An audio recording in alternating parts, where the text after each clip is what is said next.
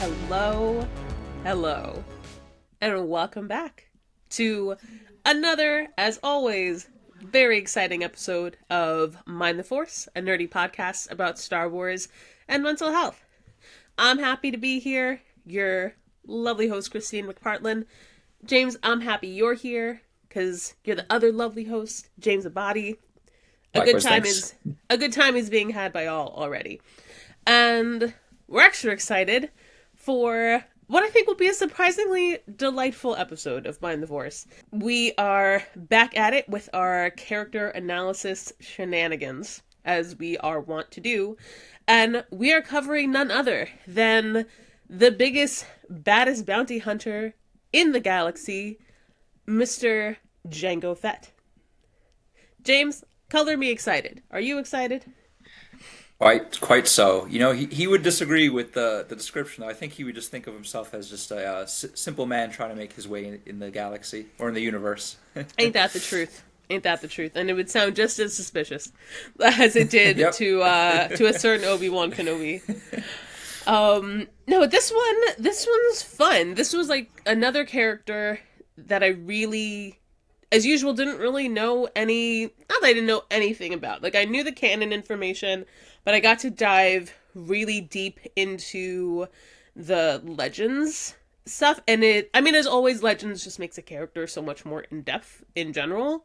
But found a lot of really important overarching themes that I think everyone's really going to enjoy today. Yeah, and it's great too that we did the Cad Bane episode as well. I think there's a bit of crossover. You know, it's good to do a bounty hunter now and then, and he's really a pivotal point of Star Wars history. Just being the foundation and the template for the clone army. Really, segued from Republic era to Empire era. His son's legacy as well. The Fetts, the Mandalorians. I think there's just there's really many dimensions to this character that always made him one of my favorite personally.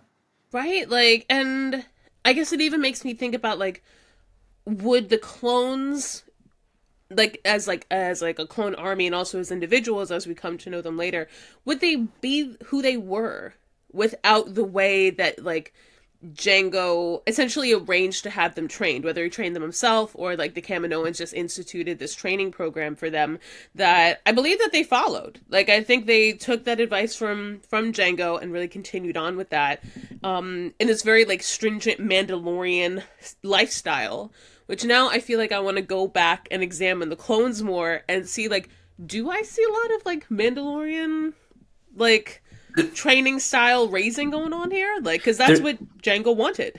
It's definitely an interesting conversation to have because I think there's three variables when looking at the clones. There's genetics or nature. There's the chip, which is kind of like a hybrid, or technological, I guess, grooming.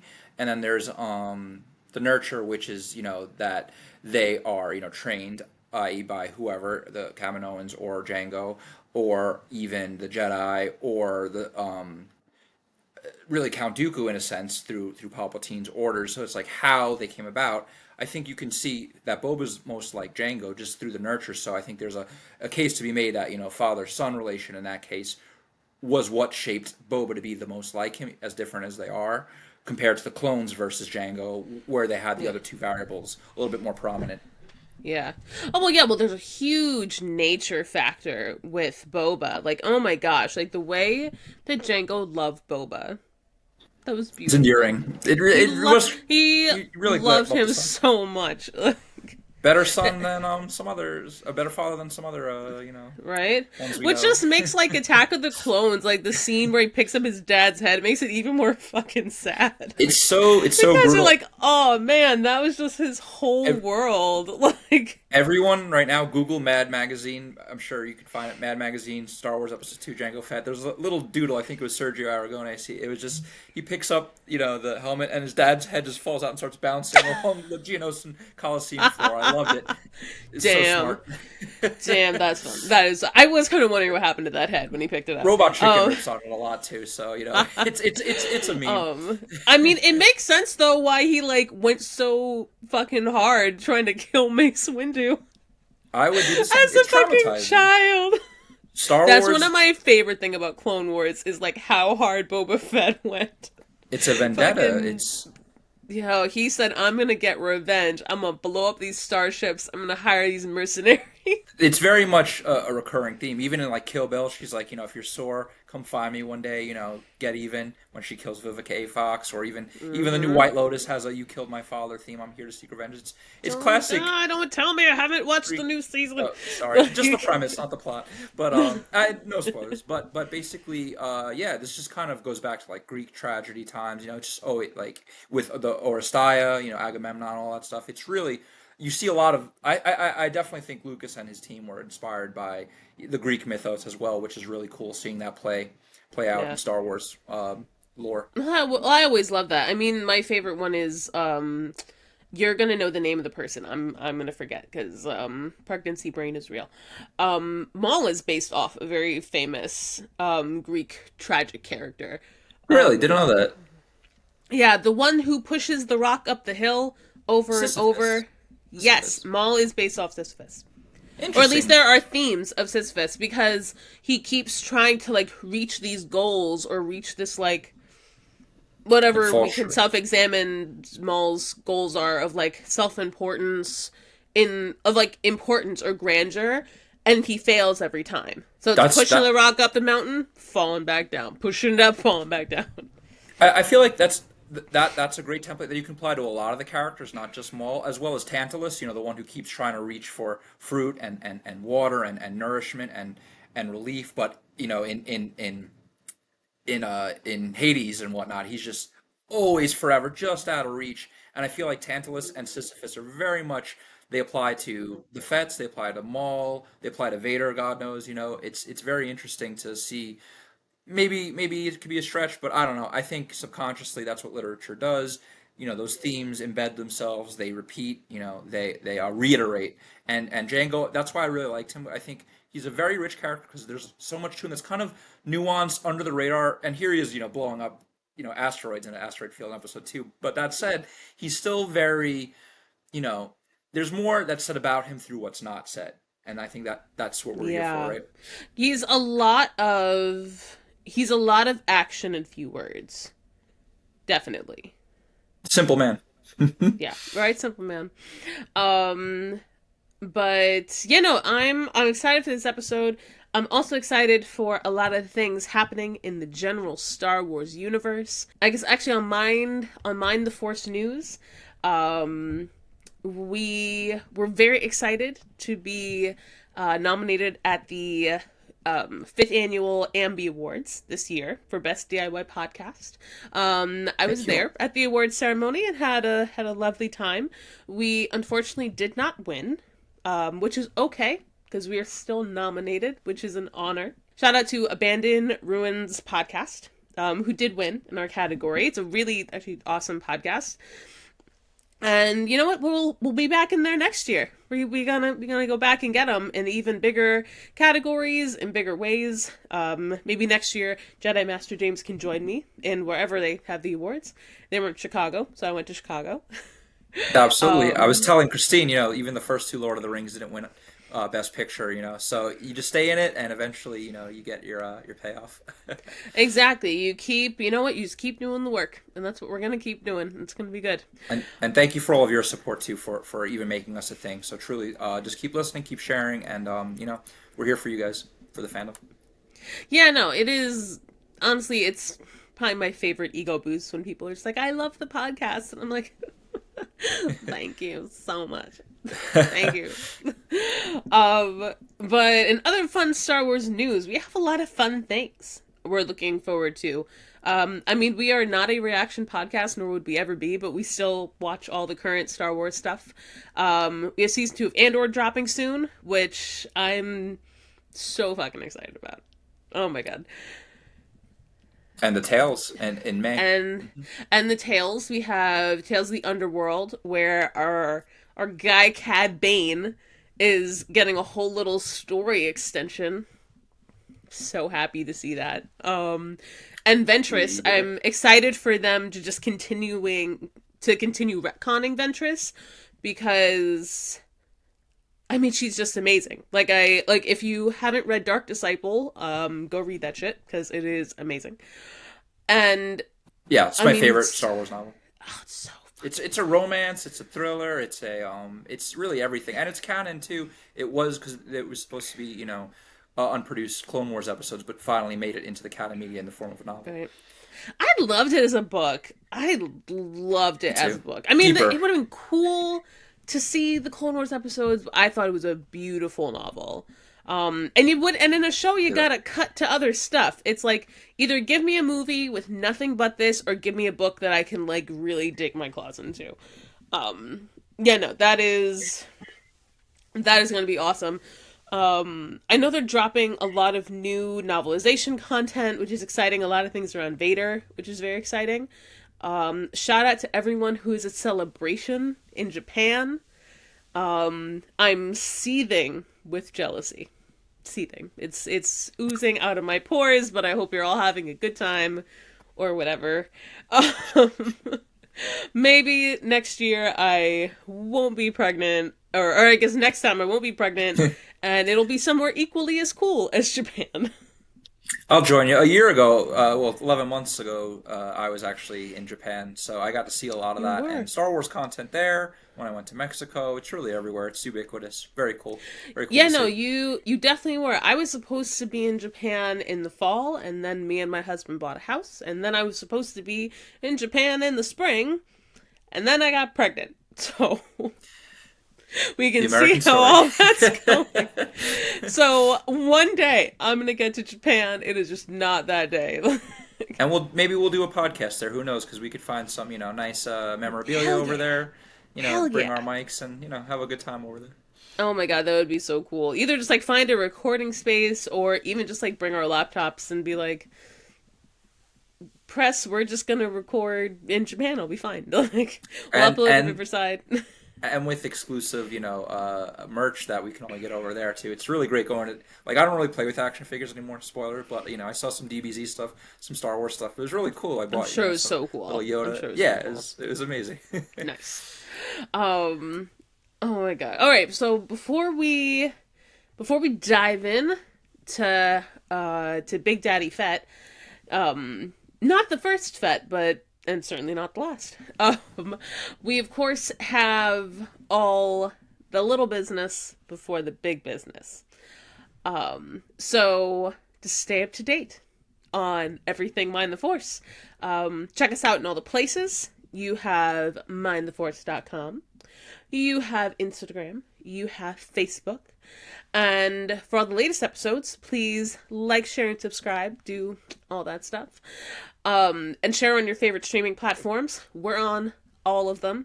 You got Spotify. You got Apple Podcasts. You got YouTube. Pocket Cast. Castbox. All of them. All of them. Hit the link tree. You'll find all the clickables and all the places, and you'll want to click them. You won't be able to help yourself. And shoot us 5 stars, because that's how the internet knows that we're cool, if you rate us 5 stars.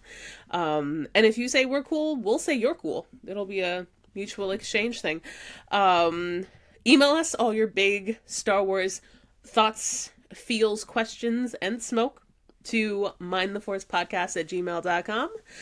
And listen to the pod and then go do all of that. Have a good time. And of course, would be remiss if we didn't mention our content spoiler warning. Just so everyone knows, if you're joining for the first time, too, Mind the Force podcast is a retrospective on Star Wars characters across all Star Wars content. So all films, TV shows, novels, comic books, and video games, and more are up for discussion. So if you don't want some aspect of currently released Star Wars content to be spoiled, turn around.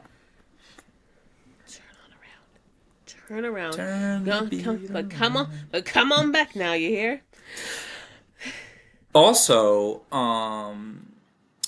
it would be cool to hop into the mailbox now, and then you guys should, shoot us some stuff so we can, be in dialogue with you a little bit, and you know, really raise some points for us to, like we said, throw smoke. So it could be challenging, it could be, agreeable, whatever. We're here for all of it. We just want to talk, and get more dialogue going. So it would be a great feature for us to have if just don't be shy. Just shoot a question here and there. Anything Right. you'd like us to say, we'll shout you out too. say Yeah, happy birthday. even if you have like a favorite character you'd like us to cover, or maybe we missed something on a character and you just want to like nerd out about it, or even those who are at Celebration, tell us how it is, like what your experience was. I love talking to fans. That's the funnest part. I know that you're all out there, all like, what is it, like 200 million of you. Um, so yeah, no, shoot us an email. That's what we're here for. I think on that lovely note, I think we are ready to dive on in. Sure. So I guess we could either begin at the very beginning, when he was born, or should it be his first introduction into the Star Wars lore and where audiences first witness him? What do you think is the way to So do this? I'm a fan of life chronology. Okay, me too. Just because we're not looking at him as a character, James. We're looking at him as a person. As a human being. Exactly. We dive As a daddy. deeper here. Let's do it. Exactly. We're looking at him as a daddy. Fetty Wap, yep. Right. That's where they got the Right, inspo, no. actually. No one knows that. Right. No relation to Pedro Pascal, who is the internet's daddy, and also Dawn's Mandalorian armor. Hey, yeah, so just to be sure, this is not Jango, but it's That like is Jango. cute. That is It's definitely Mando. You can tell. You can see it it's Mando, yep. from the shiny gray Beskar. But diving into Mr. Jango Fett. What I really enjoyed learning about his childhood, because I feel like you get like you really get a really good look at his life. Foundling. But yeah, no, that's a big Mandalorian thing, is the foundlings. They just find children. They just pick them up. Like the Jedi do in some cases, there's Like there the is that Jedi do. Like that the Jedi do. parallelism. The only one that doesn't really take children much are the Sith. They don't seem to start them young. They No, don't seem to... they did. Well, I would disagree. Palpatine did with Maul with the witches, and Palpatine did, I think, through really birthing It's through Anakin, or yeah. conceiving You're right. Anakin. You're right. With, You're right. All right, but they're only two, right? yeah, So just but have a I small- wonder. I wonder if, especially considering like the super long history of the Sith, that they did that. Because I mean, there used to be whole like Sith schools. Like there were. But then the Rule of Two came with Darth Bane after the thought bombs, and it Yeah. destroyed them all. So they were like, you know what? I think they just take them where they can, whether they're young or they're old. It's like whoever Yeah. has that hunger and can potentially kill me. That's kind of what they're looking for. Yeah. So I don't think they're ageist, honestly. They're a bit more open-minded and That'd be inclusive. something. That'd be something to look into, because that's something I really am interested in, is Sith history. And yeah, pre-Rule of Two, what did they do? But that's a But different Jango, though. podcast episode. But he's but Jango, right. I was going to but say Jango. It does spiral out. But yeah, he definitely had an interesting childhood, especially with the murder of his parents. If you want to discuss. Yeah, no, of course. So he was born in 66 BBY. And he was born on a planet called Concord Dawn, which was essentially like a farming colony in the Outer Rim. That was like, it was Mandalorian territory in the Outer Rim. And it was essentially like, it's like where they grew Like vassal. wheat and shit. It's like a vassal state. Yeah. It's not. And- I mean, it's all under the Republic, sure, but you know how the Outer Rim is. They have a different law out there. Yeah, they have a whole different shit going on. So he had a mother, a father, and a sister. And they ended up dying pretty horrifically. So they were just living their little farmer life. And then a man who would end up being like a long-term like enemy avenge situation for for Jango. Wow, did that already. Due to this incident, he was the leader of Death Watch, of like the early iterations of Death Watch. And he would end up, basically they were looking for a like former Mandalorian leader named Jaster Morel, who was very important. It was very important. They were looking for Jaster Morel, and then they came in, and actually, what was the name of that Mandalorian who killed Jaster Morel? See, this is what happens when you don't write things down in the notes. Well, while you're looking for that, quick aside, they just called him Jango's mentor for a while, but a portion of his name was recorded within the chain code of Boba. So, and it was written Oh, into the Mandoa script, so it was partly spelled as Jaste, Jaste. So it was partial, you know. So it's kind of an interesting, ah, really interesting little nugget. I like how fascinating. they snuck that in there. I like that. I like that. Um, and see, I like that stuff. How they end up like I don't know, like backing it up later on. Retconning. I mean, they're beautiful at that. It fits though. They can make it fit, and I think Tor that's Tor it helps that I that he, wanted.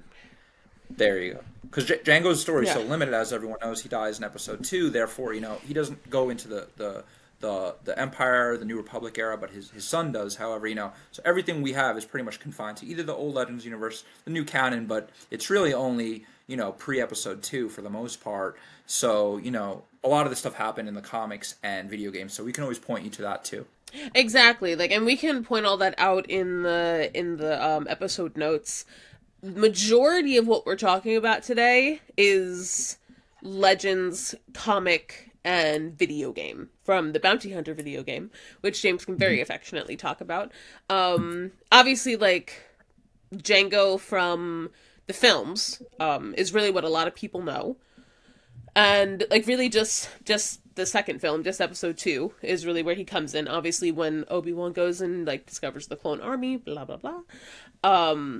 But in Legends, as they are wont to do in Legends, he's very fleshed out, and there was a lot of mining to do, and I loved it. I loved it. It really enriched his story. It really fleshed him out as a character, and that's a lot of what we're gonna like talk about today. Like there are some really good overarching themes. Just letting you know, if anyone's a little lost, we're in video game comic book land today. And even the legends did inform the canon universe too. As you know, they cherry pick what's good and they take it. They do out with either the bad or well whatever they just don't like. But it's just very cool seeing how he rose up to become such a prominent, you know, member. I would say he was even a general really in the early stages of the Clone Wars through that first battle and the CIS because he was upper echelon management. Him, Dooku, you know, he was the muscle too, which ultimately really honestly, the Emperor used both Fetts. He used him for his purposes and used Boba later on. So he was directly employed by, you know, the head honcho as far as I'm concerned. But first, all this childhood trauma. Mm-hmm.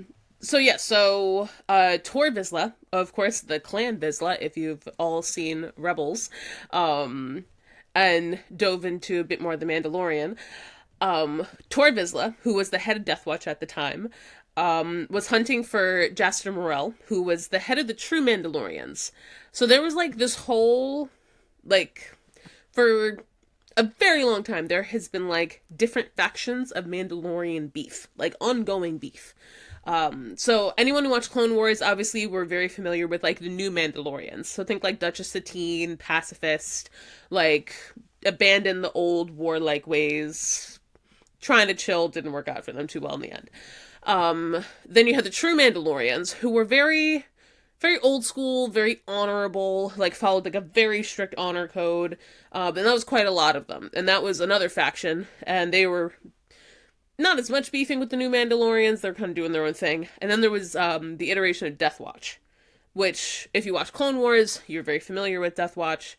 And so even in 66 BBY, like this like ongoing Mandalorian gang war had been raging for a while, been going on for a couple of decades.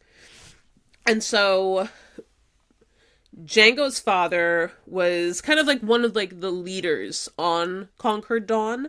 And so when Death Watch, when Tor Vizsla and his gang of rapscallions came to Conquer Dawn, they were looking for Jaster Morel, couldn't find him, found Jango's dad in the wheat fields. Actually, no, found Jango in the wheat fields, brought him to his dad and said, hey, if you don't tell us where Jaster Morel is, we're gonna like pop your son in the head. So they're like holding the blaster to Jango's head.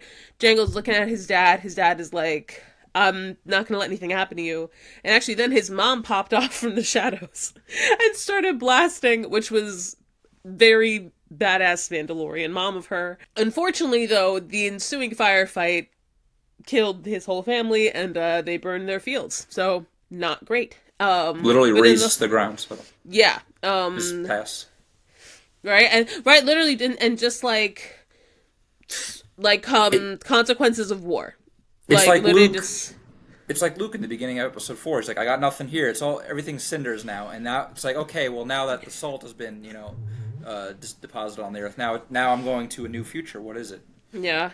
Yeah, he so Jaster Morrell and the band of true Mandalorians end up like busting in, at least saving Jango. Like they couldn't save his family, they die. Very sad. And that's like a first big connection of the importance of the father role to Django's life. Because he loved his father. He really loved his father. Like, the loss of his father was very devastating to him. And then Jaster Morrell and the True Mandalorians come in and they save him. He's actually able to save them back. He's immediately very capable because he knows... Because they own, like, a whole farm. Like, there's acres and acres of wheat and grain and just, like, these, like, fields and labyrinths you have to navigate. And so in order to run from Tor Vizsla, he helps them like escape. He helps Jester and his gang like escape through the wheat fields and like proves already his worth. And so when they're escaping and he's like, "Hey kid, you have nothing here. Like come with us." Like he actually takes out one or two of the Death Watch warriors that even as a kid, because he's like 10 when this is happening, and he already like decides like I'm gonna take one of these guys out because they like killed my family, so he's already on the vengeance road. And then and he goes, and so when the true Mandalorians leave this little farm planet that they came upon, Jango goes with them, and he's a very typical Mandalorian foundling. They love a foundling. And goes on to be a Mandalorian warrior. Like, he'll go on to wear the armor and train with them and train in this lifestyle. Like, he's not incapable. Like, all Mandalorians, I think, across all factions, like, train from the time they're children, like, to be very, like, battle capable. So he knew how to shoot. He knew how to fight. None of this was, like, new to him. But he was then trained in the true Mandalorian way, as according to Jaster Morrell and his following. And he was raised with him for the next, I want to say like 10 or so years. No, I think he was 17 when we kind of like then checked back in. So it was like was it like 49 around there? Yeah, it was still like almost 2 decades before episode 1, but and I want to parallel it with the canon lore too. Basically, the same things sort of happened, a little bit more condensed. Parents killed, found as a foundling, by the Mandalorians. He participated in the Mandalorian Civil Wars, given his own armor, which is very distinctive in comparison. But eventually he started to branch out into the bounty hunter professional a bit. So even though he had that armor, Prime Minister Almec of the New Mandalorians disavowed any connection to him. So he just became detached from that culture entirely and became a bounty hunter. So that's kind of his origins in the canon, but you can kind of see how they echo and where they really just cut the fat because they didn't consider a lot of the pre-Disney acquisition comics canon anymore. Yeah, which is no fun. No fun at all. It's so rich, yeah. It's so rich. So he had, because he had because I think it's so telling then to how he was later on with his relationship with Boba and the importance that he put in his role as a father because of the importance of the fathers in his life. Because Yes. he had his father, who he was extremely close with. Then he had his adopted father, Jaster Morrell, who he idolized him. Looked up to them, became a general in his ranks, led like teams of Mandalorians like into battle like in Jaster's name. And so when he's about like 17, 18, and they go on a mission and Jaster actually gets killed by Tor Vizsla. So like that beef continues on. That does not stop. And Tor Vizsla kills Jaster. It is absolutely devastating for him. It's absolutely devastating. And what's really beautiful in a way is that the way that Jaster came to love him when he died, the other true Mandalorians were just like, well, not only did Boba like in that moment like work to avenge him and like he was very passionate about it, the other Mandalorians were like, well, there was no question, like you were his son. So like you're now like our leader. So it was like no question successor. Even though like this is my Hmm. even though this is like his adopted son, it didn't matter. It's like he loved you, he trained you, like we want to follow you as our next leader. Like he was chosen, and I thought that was really poignant. Honestly, that whole kind of patriarchal lineage and succession and attachment, you see, I mean, in life, but throughout Star Wars, especially with Anakin, there's echoes here with this, with Jango and Tarkin as well, just kind of a fend for yourself, follow the strong patriarch and really rise above all of the obstacles. That's definitely, I think, what even bound them together. Especially as the empire was forming. There was that common like no love in the early years, and the kind that was available came at a very in a very harsh environment. It's so nice that they have like that softer relationship. Like that there actually seems to be a really nice balance between like teaching them the harsh lessons and making sure they know how to fight and defend themselves and like have that Those almost that real frontiersman world, skills. right? Almost like that harshness that Tarkin got, but with Hmm. like A little bit love more love, a little and right, and and because affection. you can Like see the way Django shows Boba, he clearly learned those skills. Maybe his immediate family died, but he definitely passed those on to Boba. Even Boba's, a diploid son, not a haploid one. So I think that's very cool that they that love that he learned, they definitely showed that just through his actions. Like the movies don't go too deep, but even when he's trying to kill Obi-Wan and a Jedi, I found that kind of endearing. Like, yeah, it's like handing your son the rifle to shoot the moose. It's like, right, look, son, this is how you'll become such a viable and employed professional in the empire that's to come. right. Um, and no, and I see that because I think that's what Django got to have in his childhood. I think he had a very like loving birth father, being raised in like on a farm on like a planet as Mandalorian, like definitely a very stern upbringing, but I don't think there was any shortage of love in his life. And then to lose that but have who seemed like a very empathetic person in Jasper Morrill, then take him in and raise him up, I think was very formative. And I think that's really beautiful. I think that says something quite modern about a very healthy, like, adoptive parent situation. Right, which Star Wars is rife with, and that's one of the and it shows you how their values and legacies are continued through the ones who raised them. Yeah, no, I think as much as it can be stories that are rife with like parental issues and relationship issues, I definitely think that there's something to be said about the found family stories. There's just so And I think that's really beautiful. Like whether I mean there are pros and cons. I mean, my issues with the Jedi. But I think that there's still those really important moments of warmth. And I think that the Mandalorians seem to do a nice job of that. Yeah, you kind of look at them as anti-heroes almost the way we kind of look Venom, like initial villains, but over time Boba Fett's almost become a hero in Right? his own. You root for him. He kind of in the series, he's killing the other bad guys. He's more of a Daredevil, Punisher kind of guy. Seems like he would still help a kid if they fell. Right? Um, And I mean, and of course, with the Mandalorians, we of course have everyone's favorite Mandalorian, Mando, who is just I mean, like I said, he is the internet's daddy. Just mhm. shout out to The Last of Us that's coming back this week. Speaking of Pedro Pascal, but yeah, no, we see him with Grogu having the tearful moments with Grogu touching his little hand to his face, being like, "Dad, I That love you." that's his Boba, right? You definitely see that Mandalorian Yeah, spirit, and that's what informs Django. Even though he's a bounty hunter and split away from that, those formative years were always with him, and he took that code, he took those lessons, and he applied it and became. But he made something of himself. He became the best bounty hunter ever in the universe, in the galaxy, up until his son. He beat out Cad Bane, even though they had some crossover. Aura Singh, um, even the pirate captain Hondo Anaka, at least in the canon universe, he started to pair with these people, and then took Zam Wazell as his protege of sorts. And I would argue there's even a bit of a romantic tension there, especially from the video game, 2002 Bounty Hunter, great game. delves into horror a bit. I had a few jump scares, but that's definitely in the legends and in the canon. They definitely him and Zam have that connection, and that this is when he's starting to break away from the Mandalorian life and into that bounty hunter world, which we know so well. But obviously, it's a lot more vicious. It requires you to kill for money, capture for money.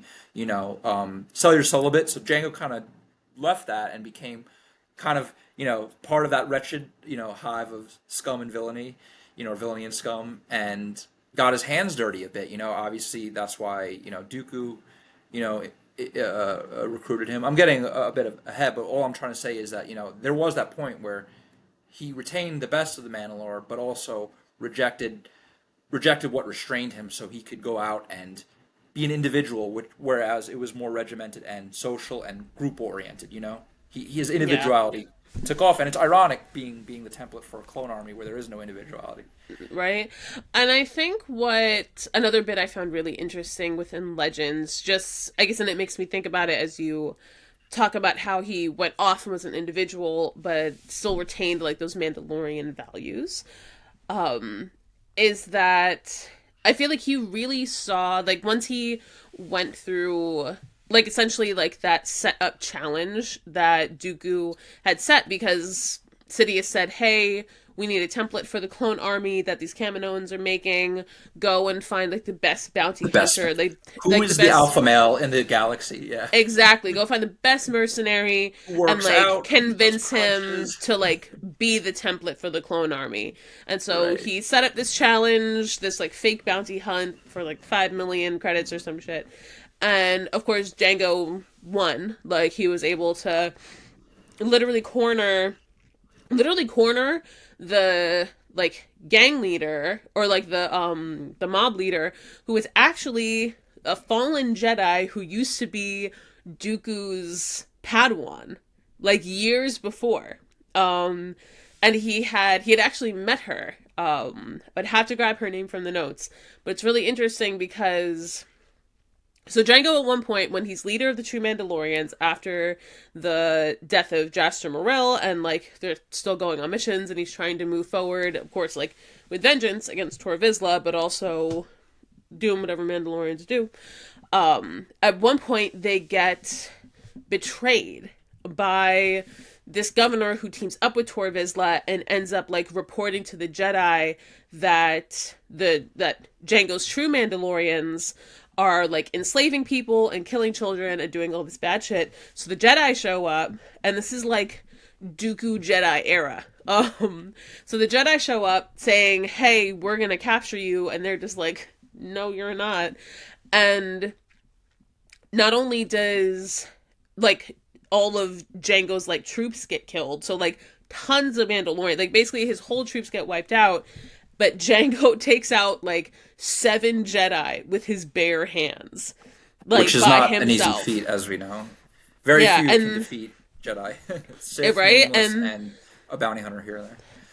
and that's a big part of what starts. I mean, he already like has like a reputation, but this like really kickstarts his reputation throughout the galaxy. Like, oh, Jango Fett, the one who like killed 7 Jedi with his like by himself. Like, oh, that's a badass motherfucker.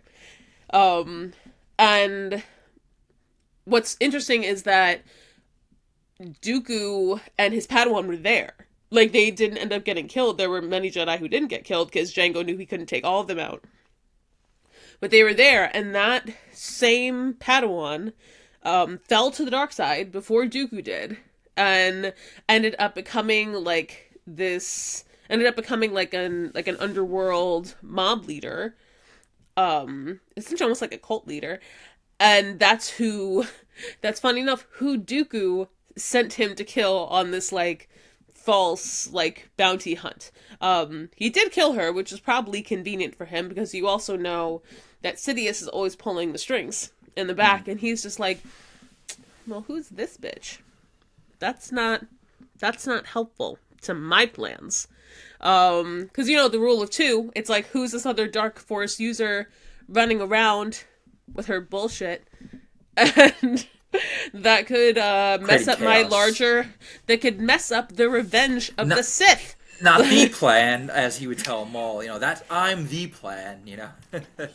I am the Senate. You're Like, just a I congressperson. am all the Sith. Yes. I am the Senate. I Well, am that it. was I love good. that. Don't talk politics at dinner. That's what'll come out if you Right? take glasses of wine. Imagine somebody's arguing about Trump and they're like, I am the Senate. I am the Senate. But um, but yeah, continue. yeah, no, so I mean, what I enjoyed about that, because that's a scene from the Bounty Hunter video game. Like, you would remember this. And what I loved is that in that scene, because this Force user has two curved dual lightsabers, and I was like what, like doing the research, I was like, I've seen those lightsabers before. Wait a second. If Dooku is having this woman killed, like, reason would show Jango's not gonna take her lightsabers, Dooku's gonna take her lightsabers, and I know that you said that like the video game is Legends and like all the content we're talking about is more or less Legends. But And so that's where he clearly, mainly had that relationship with Zam, right? where they built it. That's how it was developed. But I just love this little tidbit that the curved lightsabers are the same ones that Dooku gives to Asajj Ventress in canon. And I was like, wait, that's where those came from. Love that. Absolutely Cool. love that. I mean, I love when you know that the real nerds are making the content, because that is some excellent story continuity. They're storyboarding. They're keeping consistent. Right? Somebody's fucking paying attention. I love it. And right, and he's such an icon. We have to talk to really quick. This Boba Fett's so iconic. When he first came out in the holiday special, and boys especially, and girls just had the action figure, just loved him. And it's smart with Jango Fett to continue that franchise with the toys, of course, in the 2000s. But a lot of that is the Legend of Boba, spilled over into the Legend of Jango. Everyone loves a Fett. And I think that's a big part of the whole franchise, really. Besides Vader, he's a very iconic face. Besides the stormtroopers, Yeah. I mean, it's one of those. I or mean, armor. that's what I love about Star Wars. Like, I love when they retcon. I love when things connect. But also, I love that you have characters that if they weren't there, the story wouldn't be the same. So like Right. you have those irreplaceables that you need. Obviously, like you have like Plagueis who like bore Palpatine, and like without them, like the Revenge of the Sith plot isn't like coming down upon the Jedi. Like if you don't have Anakin, then you don't have like the tragedy of his fall and the eventual balance of the Force. And I think Jango's one of those main characters. Like if you didn't have Jango, you wouldn't have like the clone army wouldn't be the same, and that wouldn't be the same kind of determining factor in like the larger scheme of things. Well, the individual wills were subsumed under Palpatine's for as long as he was alive. Really, in a way, Palpatine was kind of Caesar or an architect, like in the Matrix, or even God. He just pulled all the strings. So everyone's individual will just, as long as they fit into Palpatine's big picture, that's all that mattered. So his just happened to be magnified, but I don't think he really cared at all what Palpatine wanted about this new. He just wanted his place. Like he really is a simple man making his way in the universe. He just wants the credits. He just wants to have his son. He wants a one-to-one transaction, and he doesn't Yeah. really care about the who's playing the Game of Thrones above him. Yeah. Yeah, like if anything, the probably most existential thing I would say he cared about beyond fatherhood and beyond duty, is the other consistent theme I saw was legacy. Like it was really important for him to pass on Jasper Morill's legacy, because he's like, I got to be a part of this like amazing Mandalorian legacy. Like I wanna pass this on. Like that was like the point of even wanting a son. So who knows if That he even wanted to love Boba the way that he did, but he did. But that's kind of the biological motivation. His motivation is clear: to have a son and to pass that legacy on, because he could see how easily it is, especially in his line of work where everyone's killed and he's doing the killing. But his own parents, who that kind of, just taking life is part and parcel. He saw it was a rough galaxy and people just get squashed like that. So he's like, what, I got to make sure that my line goes on one way or another. Maybe he was sterile. We don't know his reasons. Maybe not. Maybe he just wanted a son just like him that would be the best bounty hunter ever. So he wanted all of his cells, like again, diploids, haploids, everyone, or the sperm cells. So the DNA from the wife would make the son less effective. Maybe I don't know what he's thinking, but there was a specific reason that he would. It's like his IP, his DNA. He's like, I need another me, a mini me. It's a mini me. Right. The clones weren't sterile. They weren't. Right, that's the true. clones weren't sterile, but they were modified too, so how much was done in a Kaminoan lab? Right. It's hard to identify that. Also, though, curious question, this just comes to mind, has not a lot to do with Jango Fett. Why weren't the clones sterile? That's a good point, right? Because then they could they introduced new variation into the gene. Yeah, they were genetically modified. What was the point of giving them sperm? I guess they ran out of credits to sterilize the sterilization program. Whatever. That's an add-on. It is weird because it's unnecessary, though. It is interesting. Yeah, why can the clones have kids? Plot to make something such a seamless machine, and all of a sudden you add chaos and mess to it. It is right. It seems like more complicated. Like, send us your smoke. Send us the answer if you guys have right. it, Why could the clones have kids? Like, why not sterilize them? Right. Why even afford them the time to have sex, because it takes away from time to training, killing. Yeah. Unless it was meant to be experimental, like you said. Like, unless it was like, might be able to multiply our numbers. Like, it might be. Or maybe it was just really just make a 1-to-1 copy of Jango and he wasn't sterile. So right. But honestly, it's all almost relevant because they're more diluted. What matters is the host, as they say, or the source. Which is Jango. His motivation was, I want kid, and credits. So he got both. For Palpatine, they got the clone army and the CIS. They got their war. Really, they got their war because the droid army needed a counterbalance. The Jedi were peacekeepers. They couldn't fight a war. So without those clones, Palpatine wouldn't have had his little chaotic scheme going on. So he really needed Jango as the prime, specimen, and Jango needed Palpatine for his for his household, really. He also needed to get the clone army going because it took years for that army to grow. They still had to be born and raised. And that technology in the sequels revived Palpatine too, so that was a recurring, motif throughout. Exactly. That really kept immortality too. It's kind of like with Voldemort and that quest for material immortality. In a way, Palpatine was seeking it through an Empire, through the Sith Code, through cloning even, and so was Jango. He was seeking immortality through cloning, having his son be an exact clone that grew at the normal pace, whereas the clones it grew at an accelerated, twice the speed, I believe. So their lives had half shelf life, Yeah, and that's even when Dooku offers him. He's like, I'm offering you credits, but it's the Faustian bargain. Exactly, I'm offering you immortality. That's the offer. Yeah. Everything you wanted. It's right here. No more death, just immortal. Because if you die, say your son dies, your image is still out there. Maybe one of them can be a bounty hunter. And I think Jango liked that. His seed was very manly, in the sense my seed's everywhere. You go to any bar, you'll see my face. That's kind of how Jango was. He was kind of. I don't want to make a comparison to Andrew Tate. I don't like him. He's a violent person, but in a way, Jango kind of had that same mentality. I need to go everywhere there is and put more of me. We need more of me in the universe. Right, procreate. That is the male biological. That is our biological drive. Right. So I want to get there. Right. So sow your seeds, But trust me, my family's Jamaican. There's a lot of seed sowing. But even Grandpa did a lot. Even dandelions, it's just life. We're programmed to do that. But in a sense, Jango kind of short-circuited it. He was like, I'm going to hardwire this. I'm going to do this the way I want to do it. Raise my son the exact way. I know what he's going to look like. He's going to have the haircut I want. He's going to be who I want, nature and nurture. The variables that we were discussing earlier about what affects a clone. He really made Boba his own as well. And I guess I just want to tie in because we were talking about the legends real quick, just with the canon. To get to that point in that legacy, basically, so he left Mandalore. He started partnering with Aurra Sing and Zam Wesell. He took on, Cad Bane, getting into the bounty hunter guilds and all that. Just taking on jobs, getting his hands dirty. But Slave One's very important. The ship. He even made that. I loved when that came in. Right, I love that.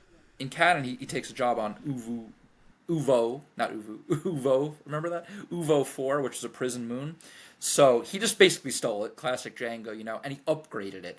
Number of weapons, laser cannons, projectile launchers, seismic charges, which we all see in action in Attack of the Clones, which is great when it goes boom. Very cool scene. The way it just boom, the silence. Um, that was all. That's classic Django. He's modifying things like with the clones. He leaves nothing to chance. Life is a petri dish for him, and he sources it to the professionals who can do it. And then that's how he finds his immortality, how he gets his rocks off. Honestly, how he finds his stability, how he eats and earns a living. He's a very nuanced man. Doesn't say a lot, like he is that simple guy. But all this is happening under the surface and through his own actions. But he just doesn't really talk about it too much. He's a quiet guy. But real quick, I'm sorry. I just want to because I want to tie into the legacy. And in the canon, he does the So shortly after, he gets Slave One. Now he's fully Jango Fett at this point. He's risen. In the comics that came out last year is the Trail of Lost Hope, just the 4-part Django series. He's Chancellor Valorum is still in charge of the Republic, so he's tasked with getting back the Hope of the Glee Anselm, which was heisted. Basically, it's a statue important to the natives who owned it. So he starts dealing with Narshada. I always forget how to say that. In its smugglers district. So he gets a little involved with that. It's a bit kind of like a one-off, really. But what was exciting for people who do want to follow Jango Fett, material and content, the writer of it, I believe, said if this does successful and there's good feedback, we'll continue Django's story and do more miniseries, one-offs and whatnot. Because he's only really been involved in the comics and video games since. So it's like, I would like to see him take. Even though he's pre episode 2, I'd like to see him take more of a center stage because they're doing that now with the Jedi Knights. They're going into the episode 1 and after content. So those 10 years, especially, seeing Anakin and Obi-Wan, I want to see more Jango stuff. So this is just a call to action, really. I would love to see more Jango material. And his stuff connects so well. Like everything, like you see. Like, oh, Jango did that. Like, oh, I know how that comes in later. Like, what he's doing now is important to later. And, like, he thinks like, he's just, he's, like, always, like, involved in the larger story. You'll always see him. Right? And I think what's really been interesting to learn about him in this larger sense is really seeing a lot of what he does is like, a trauma reaction. Like, to all the stuff that he doesn't talk about, and, like, all these experiences that he kind of, like, pushes down and doesn't assess. I mean, even the desire for immortality, the desire for legacy, like, I'm reading that as a trauma reaction to all the death that he's experienced. Right, like, just to keep life going. Right? Like, he lost his birth family, then he lost his adopted father, and then he lost his entire adopted family. Like, when all the true Mandalorians got killed in that setup, like, with the Jedi, like, he lost everyone. Like, that was everyone that he currently loved in his life, who he was trying to hold on to, and he lost all of them, and then got fucking enslaved for, like, mad years. And then, like, really had to build his life up from nothing. Like, once he escaped slavery, then went into bounty hunting and started making money. And then later, what is her name? The Todarian, who was, like, helping him, like, with his, like, bounty hunting. Rosetta? I forget. And that's in the Legends. Yeah. And, like, literally when, because it wasn't Tor Vizsla who killed her. It was another former Mandalorian whose name is escaping me at the moment. Like, was essentially an old rival of his who ended up surviving, like, through all of these battles, all these wars.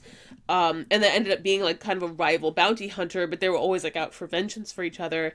Found her and killed her. And then and this was in tandem with, like, the whole Dooku, like, fake bounty setup. He, like, swore vengeance for that, because it was another person who he, after, like, years and years of being alone, had, like, deemed to care for. And then she got killed because of the situation that he was in, and that was another tragedy. And so I think by the time Dooku made this offer to him, it was just, like, it's a natural progression. It's Yeah, like it's like, okay, that sounds he great. offered him the apple. Really, it was the Garden of Eden. It was the Faustian bargain. He's like, come, and it really does seal his doom in a way. But he did get what he wanted in a weird kind of He distorted did. way. Like, that was his only You know, request. He was like, because he I knew want a death clone was for coming. myself. He knew he wouldn't last long, especially in his line of work. Yeah. And as war broke out, right? Yeah. But his legacy did live on in a way surpassed even him. So he was kind of a success in a way. It's weird to say that, but it's like with the anti-hero vibes, and I originally looked at him as prideful, cocky, classic villain. But as you go deeper, it's like, okay, there's this trauma as they're youthful, and it's not always an excuse. If Right. I would hate him if he killed me, but Right. like I would, I mean, like if I was just a job. Would you label Jango a villain? Not anymore. I mean, was he I mean, really ever a villain? Star Like, Wars does. In the Age of Republic, he got his own one shot. He was literally called Age of Republic Heroes and Villains. He was under the villains category. yeah, But I mean, I guess like the battle look at Boba. against. Yeah, I guess the battle There's against gray. even Obi-Wan. Like, Obi-Wan's the Shades of hero, so he has to be the villain. There's shades of gray because ultimately, he.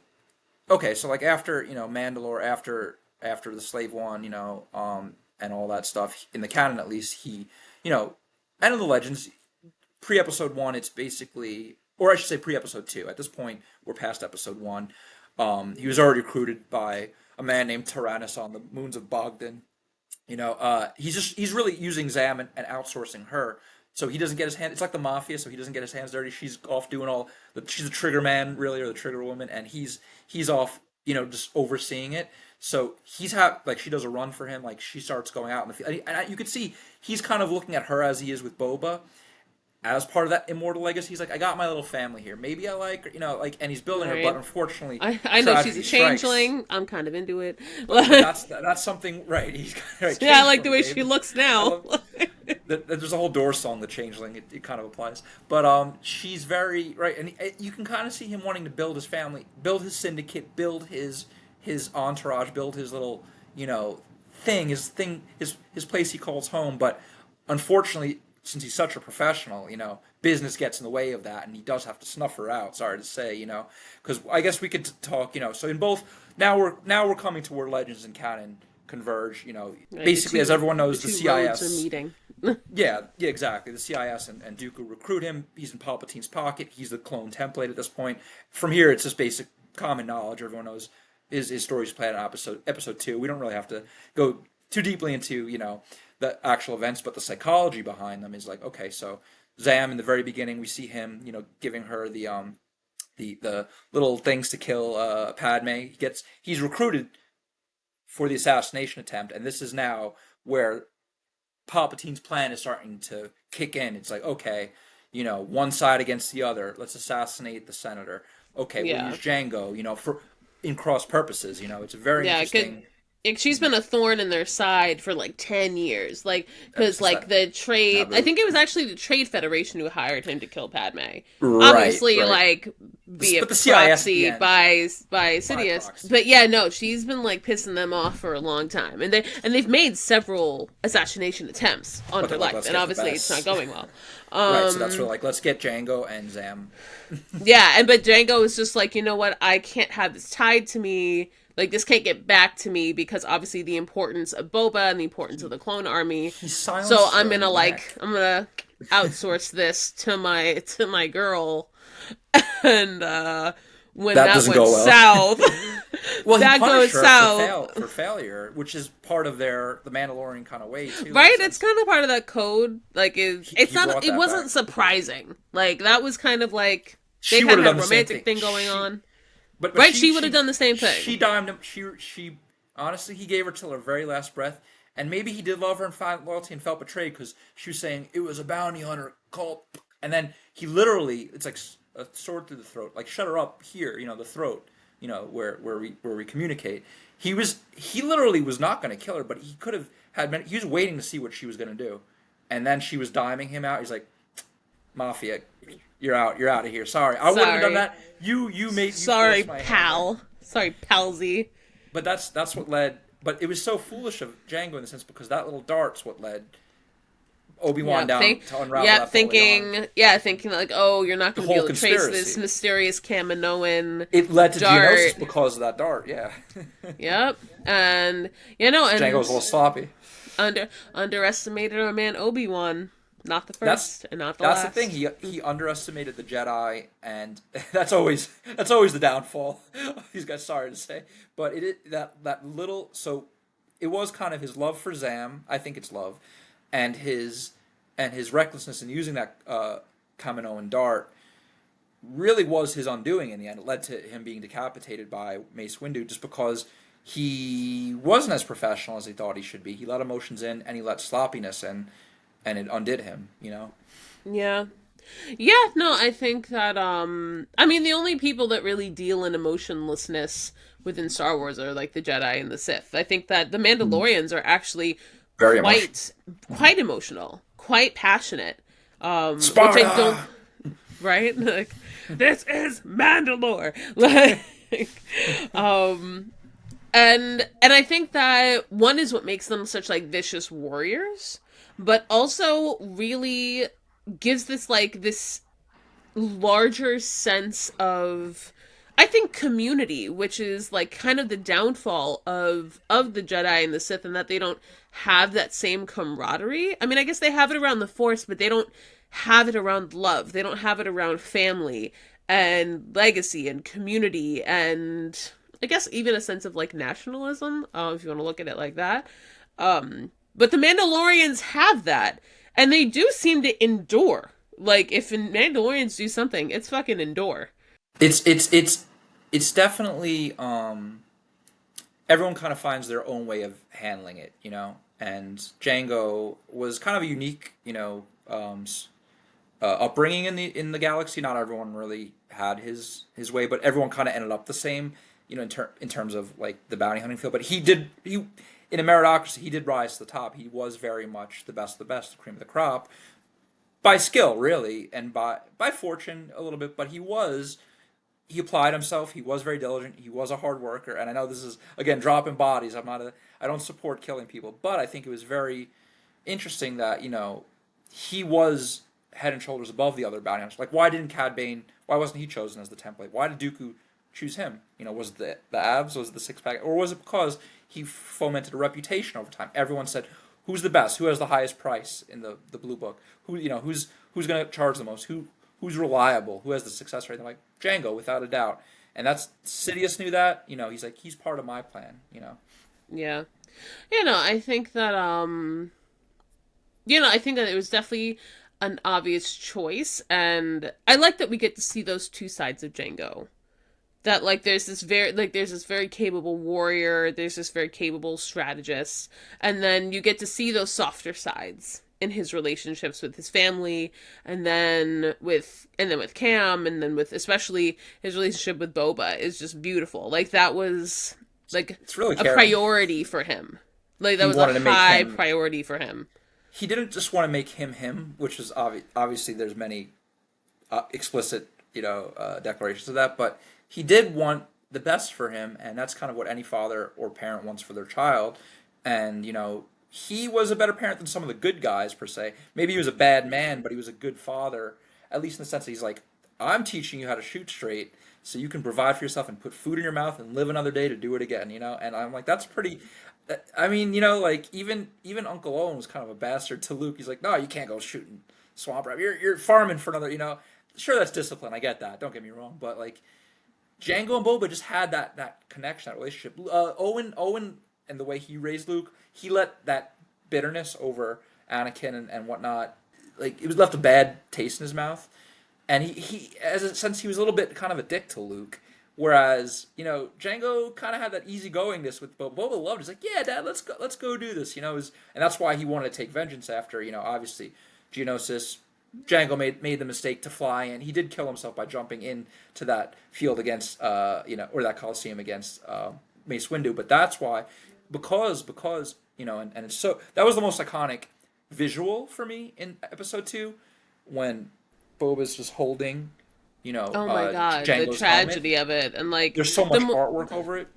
and the But more that, I learned, and the more I learned about like his relationship with Boba and how that looked over the years, the more like heart wrenching that made it. Because it's just like, oh, because at first it's like, oh, Boba Fett lost Jango Fett, but now it's like, Boba Fett He lost lost his himself. dad. Right, he Like lost it because he, of the memories, not the genetics.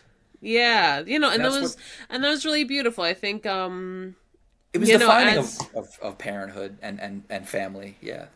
as we we have our conversation with Don Sinkfield coming up soon, and I really want to dive into these themes of fatherhood Hmm. and really what that means across like a wide spectrum of things. And I really just love the relationship with Jango and Boba because it was so Organic. genuine. It was Yeah. so organic and genuine, But and it just made. I mean, Star Wars is like the constant, ongoing, like tragic opera, and it's just like another tragic character.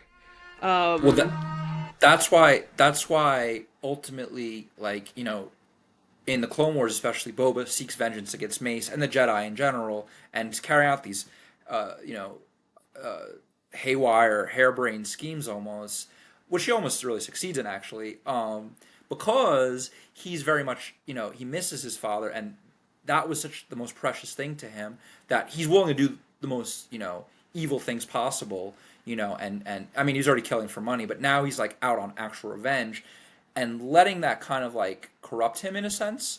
I mean, maybe we'd all do the same thing, but I'm not really judging Boba in this sense. What I'm saying is like it was that fatherhood, that father son connection that was so strong in life, and that resonated even in a laser shooting, franchise. That's the thing about Star Wars. It does have that underlying pathos and Greek tragedy, really.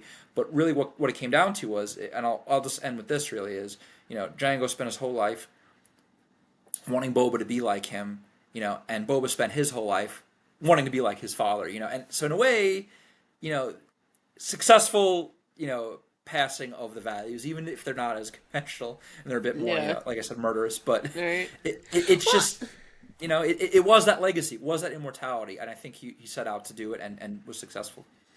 and I think that, and I mean, one day we'll do like a Boba Fett episode series, and like we'll go deeper Right. into this. But And the I think that clones, his because he brothers. lost his father at such a young age, at a point where Django had just started to teach him, really had just started to Right. instill like the values and the lessons, and already had so much more to teach him that Django pretty or Boba pretty much lost his father and was able to throw a like mercenary level child temper tantrum and be like, "Oh, like I know how sad I am, and I know like what revenge can look like from how like angry I am, and I've had like a taste of this world." And I think that's why he went like as hard as he did, um because his father like almost didn't have time to teach him the temperance. Well, look, he even wore his armor too, like in Yeah. Mandalorian and Book of Boba Fett, like that carried on with Mandalore legacy and the Fett legacy. You're kind of seeing two legacies intertwine, and even though Yeah. it's a bit more dirtied and kept him alive even in the Sarlacc pit, Yeah. you see Django's presence even in succeeding years, kind of like Ned Stark and the direwolves, which they're reviving too. Like you see that Right, they're going bringing through. back dire wolves. Like Well, is it really though? If it's an extinct thing and honestly, it's just like honestly it, we're 2 seconds away it's from Jurassic Park. Let's I be know, fucking right? honest. It's like let's just do Um that. Yeah, but but I mean that was another I mean, well that's another great example of just like Mandalorian tradition of like it's family forever. and community, because Pass it on. even look at Sabine Wren. She's like, this is my Mhm. family's armor. Like this armor has been in my family for 500 years. And Bo Katan too, with Yeah. with the dark saber and all that stuff. Everything is lineage and artifacts and relics and values and codes and passing it on from one generation to the next. They have a very military like structure in that, but like even when Django died, the clone army lost its father. Literally they could not. They didn't have. I guess they didn't save enough DNA, even though they're walking DNA, to replicate it. They said it was too diluted, so they couldn't clone a clone. They wanted the original source. I'm like, damn, they should have taken more of Django's hair or sperm, or well, not even sperm because that's happened. Just more of his cells in general, because once he phased out and those clones died out, Palpatine moved to the Honestly, stormtroopers. they probably should have just started farming the clones. Like they could have babies. But also it was also Palpatine needed a will-less, obedient army to begin with, for this all to carry out. But as time went on, you can kind of see it even like heavy authoritarian countries like China, or when the Soviet Union was around, or really anything under the auspices of a dictator. At first, you get your thugs to really follow you blindly. Then after that, the whole populace is under you, and they have to serve you willingly because they have no choice but to be slaves. That ties into Slave One too. In a way, you know, that's kind of how that was applied. Palpatine wanted stormtroopers, not clone troopers anymore, because he got off really. His full subsuming of their wills and their power was not just printing out slaves, but making them slaves, making them want to become that. So they had the clone army only last a very small time in Star Wars. Well, also think about the retconning that they did in Bad Batch. That like the clone army, like yeah, it served this larger purpose, but it also served this more important purpose of like Palpatine's desire to clone.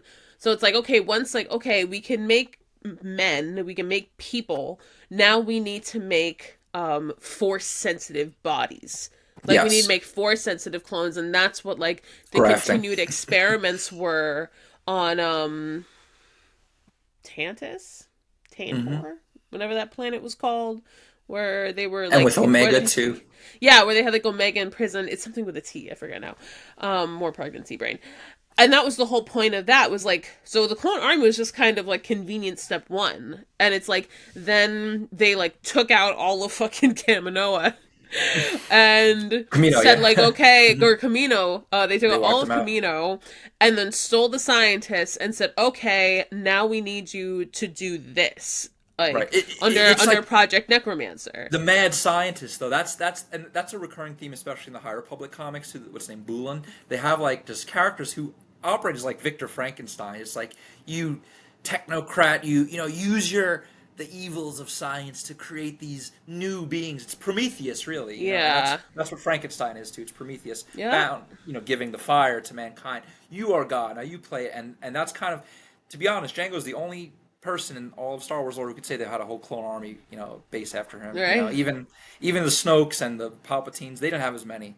So Django is a prime specimen, not just for his physical prowess or his skill, but or his ability, but for who he is, his identity. That was a very, identity is a very big part of Django's story. Yeah, no, I think that, and I think that because of the values in which he developed the training for the clone army, I think that then almost like that was his legacy.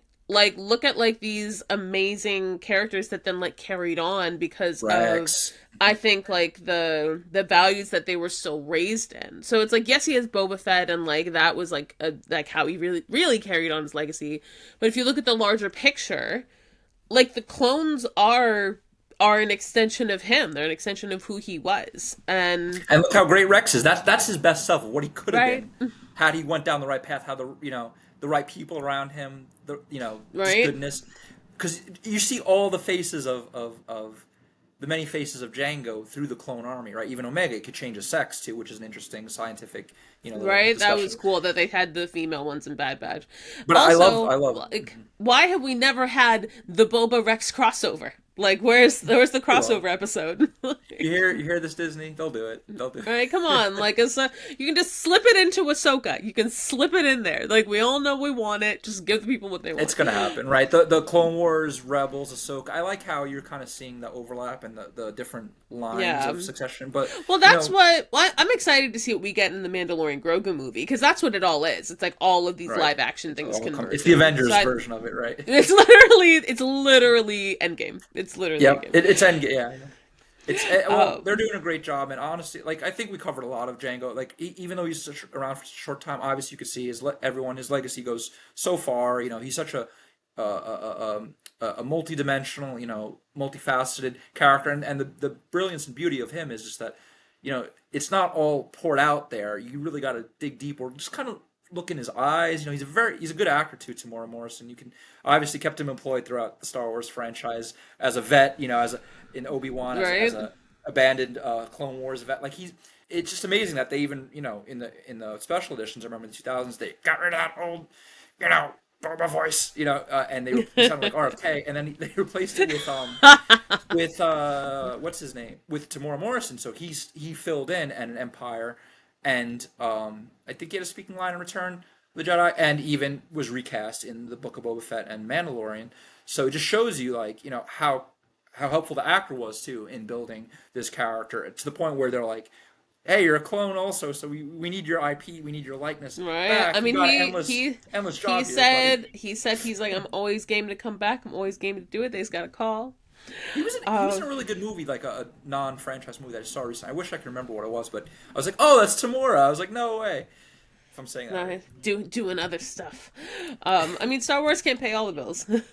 Right, right. um, New Zealand actor.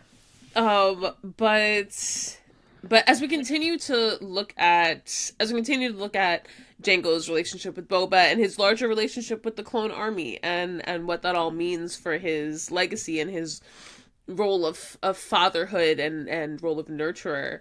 I'm really excited for everyone to hear our great conversation with Don, because I think he really elaborates on what fatherhood looks like in our society and really the important role that it plays in our own nurture, like whether it's like a father or father like roles.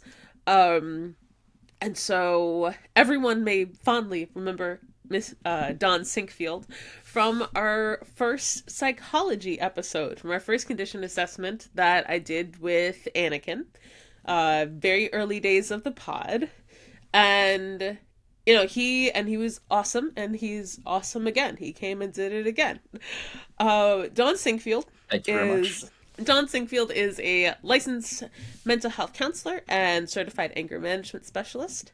After becoming a teacher, a school counselor, a school counseling chairperson, and an adjunct professor, Don finally found his calling, therapeutic work with individuals, couples, and families in his community.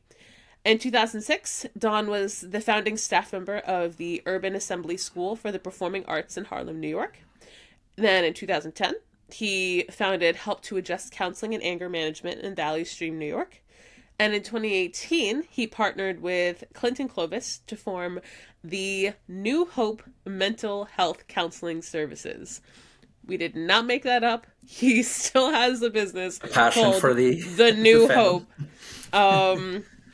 As a non-Star Wars fan, that is the name they picked, and that is impressive. He currently serves as the vice president and the lead community engagement person. He's also the host of Help to Adjust podcast, which you can find at Help to Adjust Counseling, where he sits down with leaders in his community who are making a positive impact. Everyone, please welcome and enjoy our conversation with Mr. Don Sinkfield. Well, hello, Mr. Don Sinkfield. How are you?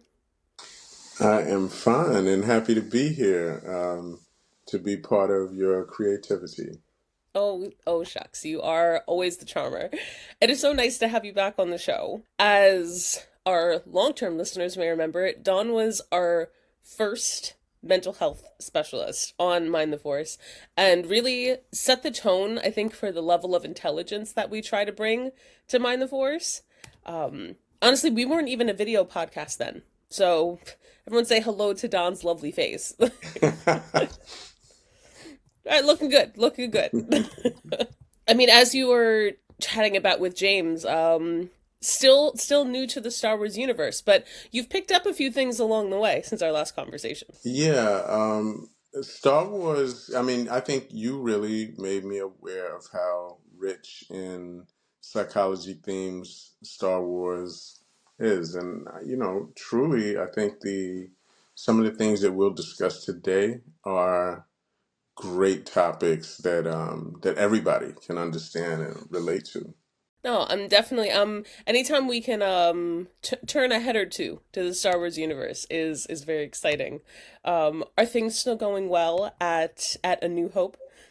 Yes, the New Hope and and I have a smaller practice, Help to Adjust. We help hundreds of people every week, and although I'm also kind of management, I'm also a therapist, and so it's important and very gratifying work. I really do feel that it is.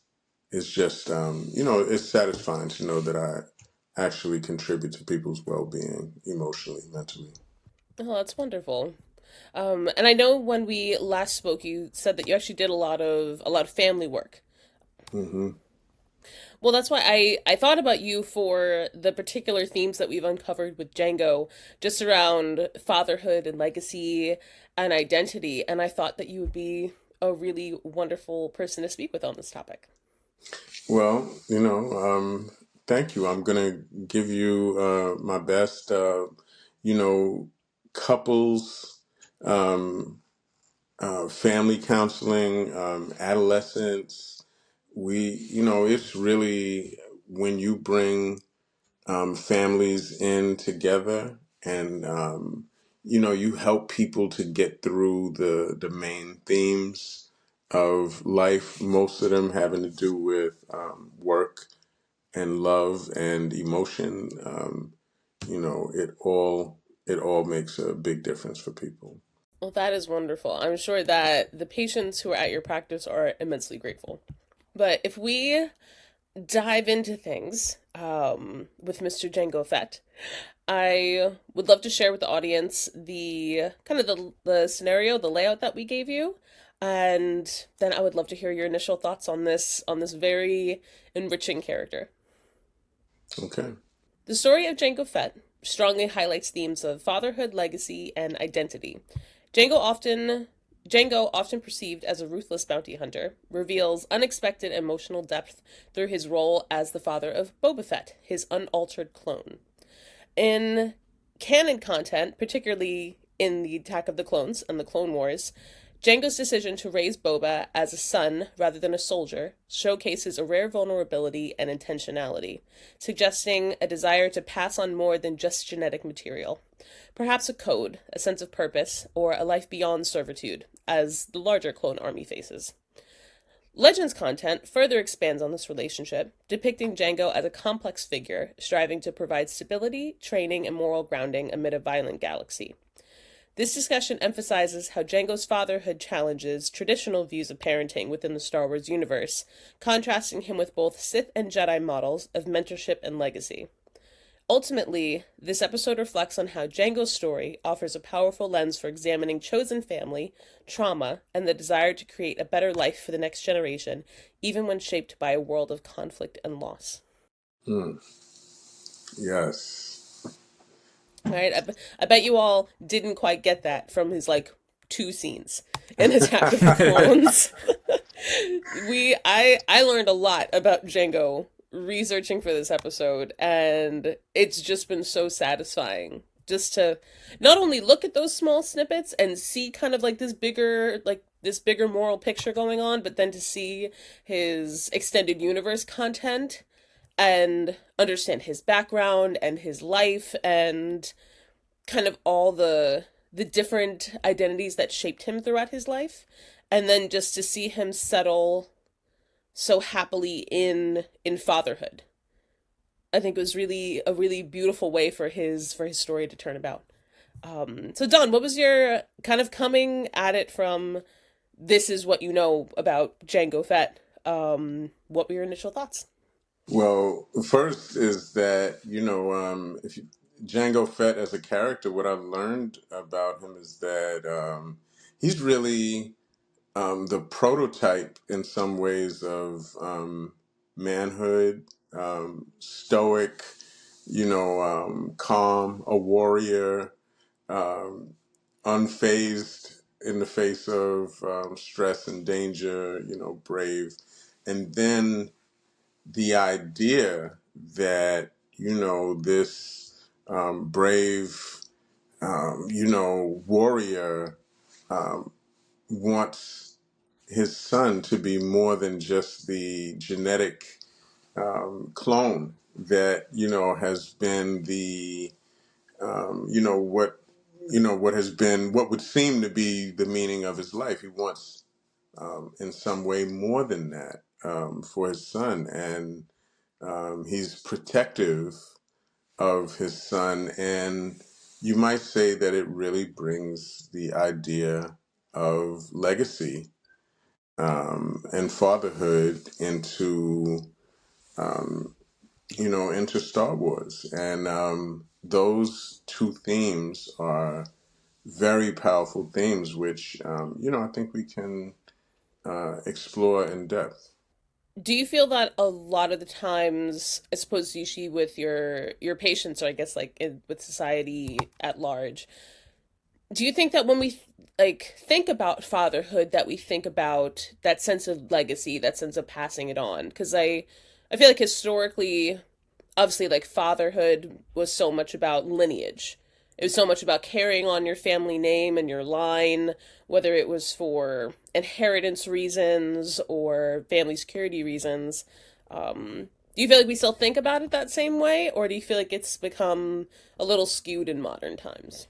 Really enmeshed in the idea of fatherhood is the idea of legacy or passing on more than just the the genetics of of being a person who is part of the lineage.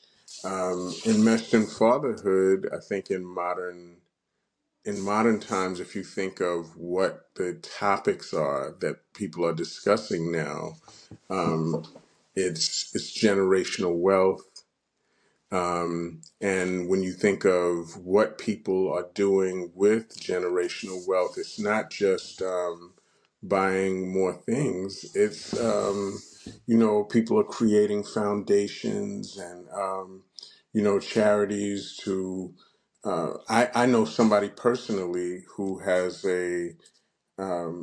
we have a foundation for mental health, but I know someone else who's doing a mental health charity where she also has a daughter, and she's interested in her daughter being involved in this charity because to pass on the idea of mental wellness for her is very important.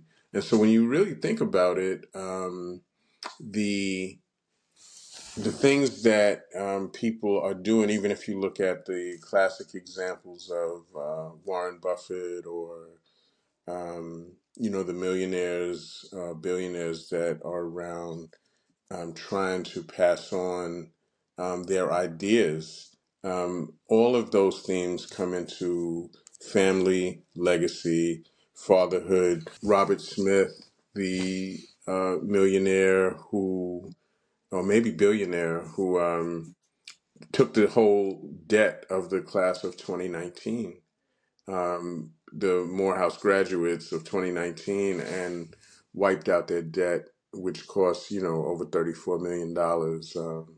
That's the idea of, fatherhood in modern, in a modern way, you would say. I really like that example because that then makes me think of Jango and his relationship with the larger clone army. And that like the so he was, for a little context for you, Don. So you had the clone army was comprised of millions of clones. And Jango Fett was the genetic framework for that. And they looked exactly like him. Like physically they were like him. They had an accelerated growth rate, with the exception of Boba Fett, his actual son. But he designed their training program. He really designed the code and the morals and the mindset in which these clones were raised and were really trained in. And so he did pass on legacy in that way. It wasn't Mhm. as directly and as intimately as his relationship with Boba Fett, but there was a way that he cared about the clone army because he was a Mandalorian by creed, which is a very Mandalorians are a very proud people. They live by a lot of like long established codes and a certain like It's tribal in a lifestyle. way. Exactly. Exactly. And he wanted to make sure he passed that on, and he really did to the clone army. And so I guess I love the example of the gentleman who paid off the student debt, because in a way he was passing on like a moral and ethical code to these students to be like, hey, I'm paying it forward, make sure you go out into the world and pay it forward. Yeah. I've taken this stress and this pressure off of you, and now you have to bring that forward into the world. Right. And I guess yeah, that is a type of, it's certainly fatherly behavior. Mm-hmm. Um Mm-hmm. and I hadn't thought about it that way. That's actually really beautiful. That makes that even a nicer thing than I thought it was. I guess as we look further into the character, because I think what I really liked about Jango's story was its role in the larger Star Wars story and how it really contradicted with like the Jedi and the Sith and these very these other code based tribes, kind of like what James Mm-hmm. said. There's definitely a strong sense of tribalism.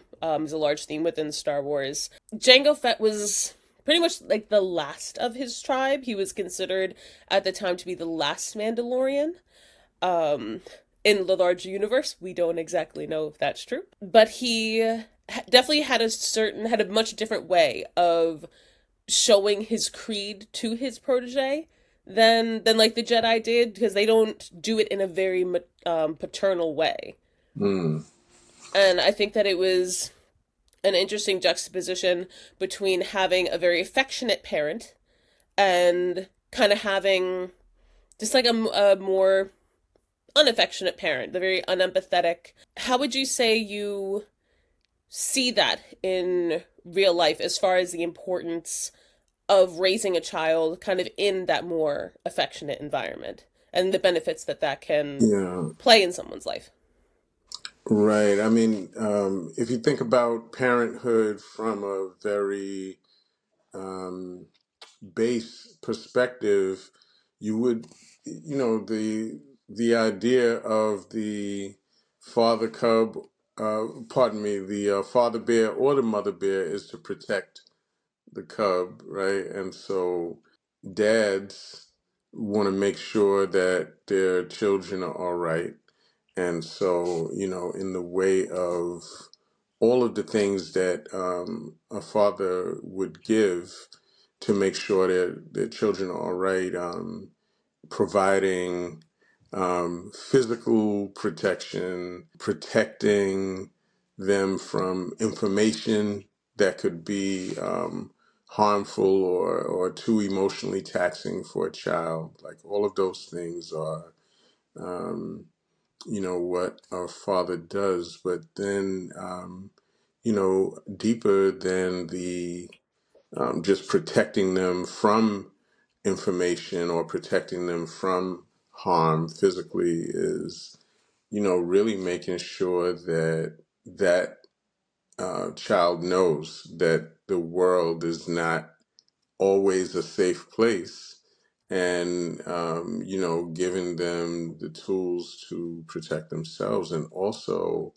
um, being able to say when something happened that was not easy, that was not cool, that young man said that to you and really made you feel bad at the time, that you are okay, and to be able to give a hug, to just respond to the appropriate emotion that the child is having without telling the child that it's not okay for them to feel, because again, going back to the prototype of manhood where men are stoic and cool in the face of anything, that could happen. That's what makes you a warrior, and never let them see you sweat, etc. All of those ethics are kind of they have their place, because there's been a long tradition of manhood even being proven by kind of like warrior traditions, like you have to get stung by a bunch of insects and sit there and deal with the pain, or gang initiations, you have to be um, jumped in where you're actually beaten up, and then on the other side of that you are you've proven yourself. Or of course, in our society, one of the most famous ones is the um, fraternities, which, guys have gotten into trouble because they have gone too far with hazing people, which is which gives you your rights to cross the line into the fraternity. So for a father to um, display the proper emotionality and vary, or be divergent from the warrior, be cool, be calm, make it through anything prototype, is a part of emotional intelligence that if children don't get it truly, they they are missing something. So all children need that. And that's interesting too to see like how does Boba fare against the clones. Some would argue Rex is a more moral person. He's one of the generals in the Clone Wars who actually is a friend of the Jedi, like Obi-Wan and Anakin and whatnot, and the rebels thereafter. But Boba still had a different upbringing, but Jango spent a lot of time with him compared to the clones, and Boba in the end became more than a villain, more than an anti-hero, kind of became a hero after the Empire has fallen in the new material. And I think a lot of that, you really see the echoes and ripples from his dad and that code of honor, which he got from him specifically. And I think that ties into the what makes a man today. What makes manhood, what establishes, I guess, lineage and legacy. You have controversial figures, for instance, like Andrew Tate and Elon Musk, who just ultimately prefer quantity over quality, and different mothers and many children say, I just want more of my DNA out there. And that's very interesting to me because I think of Jango Fett. I'm like, he did the same thing with the clones. He's like, there needs to be more of me across as much as possible, even though the clones are more of there's less genetic variation there. You kind of see that today in that dialogue is being played out in real time, across different family models and across different kind of like elements of masculinity as well. For instance, well, like I'm just put it out there. I don't think Andrew Tate's right that you should choke or beat a woman, but that argument of just putting your seed out there, sort of thing. Like I see a lot of echoes with the Fetts, and with the clone army. The idea of passing on your genetics, and be being literally making sure that you're in the world, continuing in the world in that way, is a subconscious process on some level. But then I think in recent times people have become um, keenly more aware of it, and it's being spoken of in that way. And truly, the evolution of, or the passing on of your genetics should be something that happens naturally because of going through the phases of life. If you think of Erickson's psychosocial stages, this is going back to the Psychology 101. Intimacy versus isolation is the stage approximately from 20 to 40 years old. And then after intimacy versus isolation is generativity versus stagnation, which means, that you're really interested in generating something for those, something or some very valuable ideas for those that come behind you. So it's obviously, especially in the society that we live in, we all have to be very conscious about what kind of families we're creating. Because if we create families based on quality, I just heard a conversation being had about this on another platform, and it was really like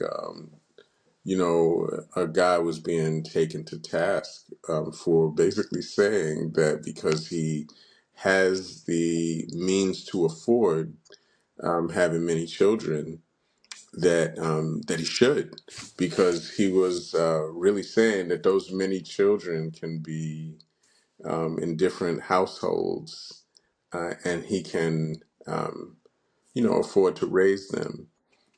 But in reality, the amount of care and the amount of um, moral fiber, love, um, and just straight up time you can give to a child is obviously going to be reduced severely based on how many different homes your children are in. So, and then the relationship, of course, with mom also makes a difference. If that relationship is of a higher quality, you're going to have a child with a better sense of self eventually, and a better perception of the process that they will later go through of trying to love another person. That intimacy versus isolation phase is contingent upon having healthy phases before that have to do with, for instance, identity. And your identity really comes from how, I think you've probably heard a lot about styles of attachment, attachment styles, right? If your attachment style is tentative and, based on really not having seen strong attachments between the parental figures in your home, and if you have situations where you weren't loved in a way that was very bonding and made for secure attachment for you during your childhood, then what you see then is unhealthy adults who have insecure attachment styles, and that is what we are helping every day by with counseling and other mental health you know um, assistance. It's interesting, just that you bring up the topic of the benefits of, I would say, not even necessarily like a nuclear style family or the traditional two parent household, but the importance of seeing a healthy intimate relationship really as a guidepost for how a child then can form their own personal intimate relationships later on, and essentially that children are going to mimic what it is that they were raised in. Like, this is going to be their normal, this is going to be where they feel confident, where they feel safe, quote unquote, because Yeah. sometimes that can be an unsafe thing, depending on what environments they were raised in. Um, and it raises for me a very interesting point about Jango Fett's upbringing that actually I don't believe was in his bio that we gave to you, that he actually was adopted at a very young age. Mm. So he had a tragedy where, long story short, some terrorists killed his family, like in front of him. It was very Mm. jarring, but life Yes. is rough in Star Wars. It's very rough for children. So they were killed right in front of him, his father, his mother, and his sister, and he was essentially adopted by the Mandalorian who saved him. Mm. Um, and his name was Jaster Morrill, and he idolized Jaster. Like, he loved, like, that was the man who then took him in, raised him, and taught him the Mandalorian creed, and that's what he passed on later. And at some point, Jaster actually gets killed by the same person who killed his birth father, and he spends years seeking out revenge. And that becomes like a big part of his arc, is seeking revenge for his adopted father's death. And it's curious that his adopted father really instilled in him the importance of legacy and the Mandalorian identity and his moral ethics and code. And that's really what he wanted to pass on. And he did it in quite an emotionally intelligent way. I think it was probably less warm and fuzzy than I think Hmm. Jango would then later pass on. But I think that was really his framework for how he wanted to raise Boba. I think that was, at least I feel. James, let me know if you feel differently. I think that was really the motivation behind Agreed. even requesting that, like, oh, what, because when he was approached to be the genetic prototype for the clone army, he was paid a lot of money. There was quite a lot of money involved, but he also, it was his only personal request was, I want one unaltered clone for myself. Mm-hmm. And so that's why Boba Fett is still a clone, but he doesn't have an accelerated aging process. Like, he grew up like a regular kid, quote unquote. And so I guess, what are your thoughts on fatherhood in terms of adopted children? And how can that, because it's not really getting into genetics in that way. It's really, I feel like that's the kinds of relationships where it really is love, and it really is based in, I have love I wanted to pass on, and I have a, maybe like a moral platform I would like to pass on, and even though I can't genetically do that, I would like to emotionally intelligently do that. As far as adopted children are concerned, like it's really attachment and love is really based on behaviors that human beings choose to have.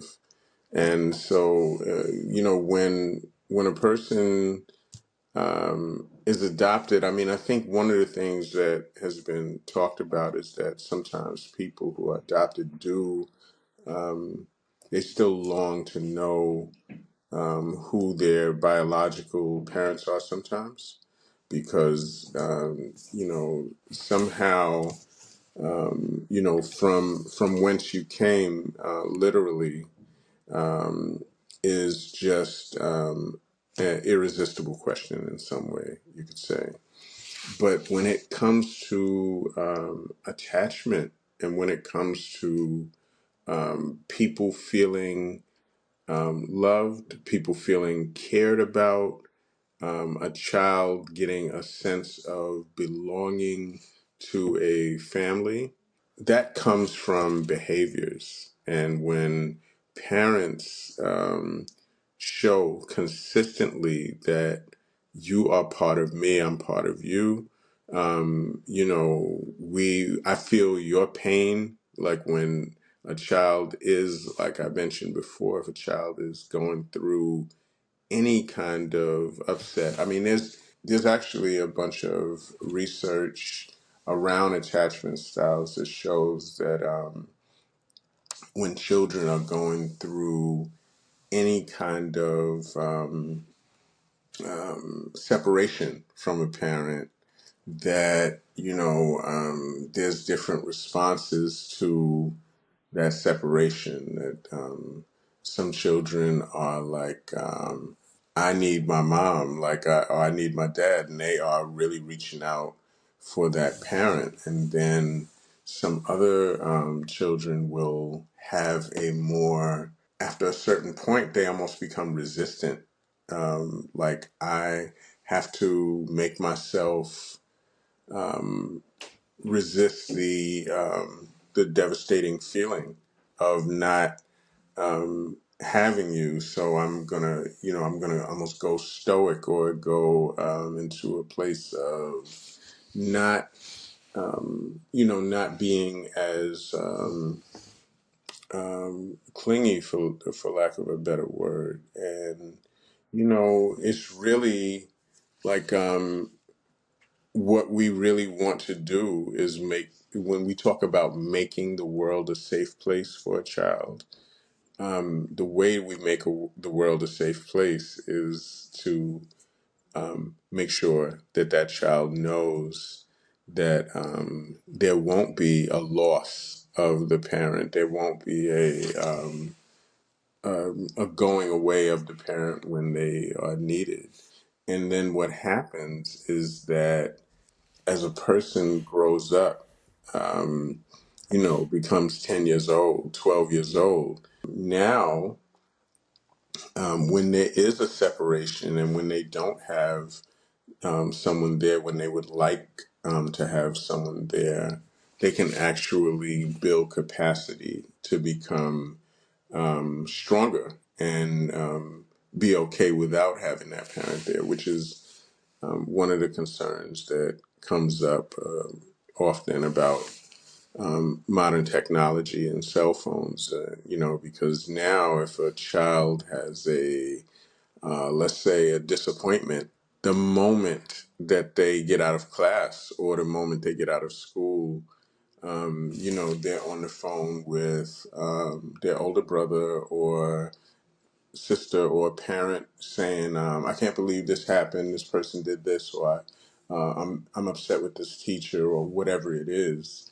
And in some way, as I mentioned, having the ability to delay talking about whatever is upsetting to you is a capacity builder, for young people, and not to get off on a topic of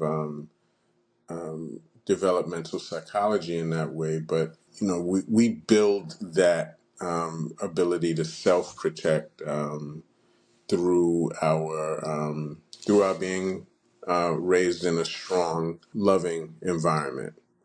So it's really about the behaviors that create that for adopted children and for all children. No, I think that def definitely developmental psychology can definitely play a role within Star Wars. Hmm. Because oddly enough, James, it makes me think about how Jango spent the years trying to get revenge for Jasper's murder, that Mm. Boba would then spend years trying to get Yeah, revenge for Mm. Jango's murder. very generational in terms Very of right. Hmm. generational. A lot of generational revenge going on. It's like, oh, dad's gonna get murdered, and I'm going to commit to avenging his death. If Mm. only Boba went on to have some kids who could avenge his death. However, Right. that ends up Maybe that's happening his because next he's not story. dead. Yeah, could be his next story. That'll be his role in a Mandalorian Grogu movie. Hmm. No, I think that's incredibly poignant. And it's interesting. I never thought about how, yeah, there is kind of that instantaneous outlet for kids nowadays. That like you don't have to stew, or like you don't have to sit with things that upset you for very long. Like because there are so many outlets for it, which in some ways I think can be beneficial, because I feel like historically, or I can imagine you would see this in the psychology field, that sometimes children don't get an outlet at all, Right. and they just have to and they just eat that, Mhm. and then that can develop other very harmful habits and effects on the psyche. But you're not wrong that sometimes it is a little good to sit with upsetting things, because then there's also the capacity that kids don't have nowadays for anything that upsets them. Right. And sometimes you can actually process something and come to a conclusion or a good balance of what is happening. I mean, there's been many times. I mean, I have a 14-year-old son, and sometimes he's not able to call me right away when something is happening. And then when we get to each other, he's telling me about it. And then he's saying, "Well, but I got a chance to think about it, and I'm all good now because." And he'll have a rationale for how he worked it out, and it's actually sometimes actually a good rationale. Like, okay, that's good that you're thinking of it that way. So The there's benefits of a being raised by a therapist. there's a downside and an upside to it, because I think it is great that the technology is there to communicate readily, but it does build some capacity to allow people to think things over before they. I mean, I've even had people say, I'm glad you didn't answer the phone earlier when I called you, because I was so upset that I may have, I have people that work for my company, and when people are upset, they want to call and say, I can't stand this person. The person did, this terrible thing, and sometimes when they get a chance to think it over, I wasn't able to answer because I was in a meeting. By the time I speak to them, they're happy that they didn't speak to me instantly. No, that is a good point. Sometimes we got to stew a little bit Mm-hmm. and give our literally give our psyches like the opportunity to work it out on its own, rather Yes. than reaching for rather than reaching for an open ear, reaching for a crutch. Mm-hmm. Whether it's just someone to listen or somebody to validate. Sometimes you need to, I guess, self validate and self examine. Yeah, I think that's right sometimes. Yeah. And I always think too of with when it comes to propagating legacy and propagating the seed, for instance, and the child, and that comes with the generational vengeance sort of thing. Sometimes the worst things people would do, even in real history, is kill the kids, even before the parents, just to like unless the Mohicans at the end say, not you don't just die today, but your seed does, forever from the face of the earth. Look at spoiler, Red Wedding, Game of Thrones, killing the Mm-hmm. legacy, the Mm-hmm. the, the progeny, and knowing that's or even in that series when they castrate people, in a sense, saying that's it, you're the last one and you're going to be my prize and then you're going to die. That's kind of something Jango kind of wanted to defeat, because in a way both him and Emperor Palpatine were seeking immortality. Palpatine was seeking immortality through his various methods, and cloning was one, as the sequels show. He even cloned himself in the newest movies. But Django thought of a different long game. He's like, I'm not going to go with this magic hubbub, Sith Jedi, mumbo jumbo. I'm just going to genetically put myself out there and have many legacies, many progenies, physical, replicants, and one that I'll teach my actual tribal legacy to, Boba. That's why I want him unaltered. I'll have one son and then all these other kind of pseudo sons. So it's just kind of an interesting psychology from real life, I think, that really plays into Star Wars, and I think it's very nuanced and intelligent for something that's pulpy. There's a lot to it, as attested to this psychological podcast. Right. I was thinking of a big. This might be a bit of a leap, but Leap, jump right off. I remember reading about the Italian American mafia, and how people who were members of the mob were having their sons, um, air quotes, made, meaning that they would become these made men, Initiates. yeah, who were very powerful within the mob. And you know there was some people who actually began to feel like, I would not want my son to be a made man, even though I was. And so you might think of people saying, I want something different, better, emotional intelligence, uh, love, the idea of not just being a warrior, like the genetic prototypes that were made from Django, as a form of bringing a kind of an honor or a new possibility to for Boba.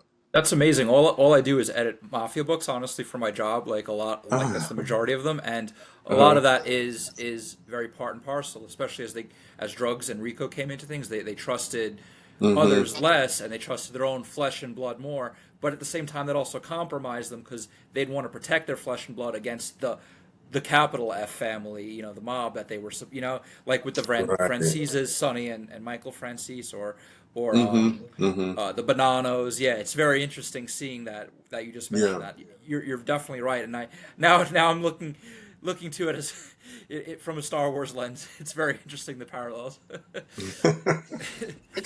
Isn't it lovely when you can apply Star Wars to yet another part of your life, James? Isn't that Yeah, the exactly. To everything. It's really cool. They are, and it is. They are kind of like a mafia too, the Empire, just a legitimized one. Oh, 100%. So 100%. they have that mob mentality, really. Yeah. Mm. Yeah, no, they got Palpatine's the mob boss, Vader's the Hmm. muscle. He's the Um underboss. He's the underboss. Yeah. right, he's the underboss. Tarkin leads the soldiers. Mm. He's a I wouldn't say he's consigliere. Maybe he's underboss. The consigliere is probably what's his name on Masameda on Coruscant. Right? Exactly. Or yeah, it's very interesting how deep it goes. See, who knew that when I did a mafia reference that you were like an expert, like you.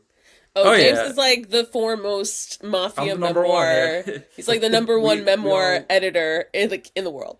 well because our line we're the only one still pushing out mob books besides like the Louis Ferrante books. So we got them all under one umbrella. Lansky, Buffalino, Joe Pistone, George Anastasia, all that. If you ever want books, let me know. Not just you guys, but anyone else. Happy to always do partnerships and whatnot, as All it right, ties in. cool. Cool. All right, Just we're a little plug. gonna find these Star Wars overlaps. Yeah. It's there for sure, and you see some of those elements too, riffing off that even further relevantly, like in the cartels and whatnot, in and the clans in Star Wars. The Spice Runners, the Bounty Hunters, the guilds, the various, the Pikes, for instance. You kind of see that tribal mentality play out, but on a father to son level in some degrees, even if they're not Mm. blood related. They have like father figures, and then they pass that legacy on. It's all about passing on something, creating immortality, as it were. Yeah. Yeah, no, and I think it's interesting that you mentioned how Palpatine was seeking immortality, but in a way so was Jango, where Palpatine was trying to live forever, which is obviously a no-no. Um Django saw he was a Mandalorian, and so he saw the importance of legacy is bigger than I am. It's like, no, I need to pass on what I know, and I need to pass on our tribal creed and our beliefs, and that's how I live forever. Mm. Like that's immortality. And I Right. guess that's what fatherhood is at the end of the day. Right. That's but that is a theme in psychology, symbolic immortality through passing on your ideas, your beliefs, your values. It's like a existential, way of overcoming a existential constant, which is the fear of death, 'Cause it's the most human thing in the world to want to live,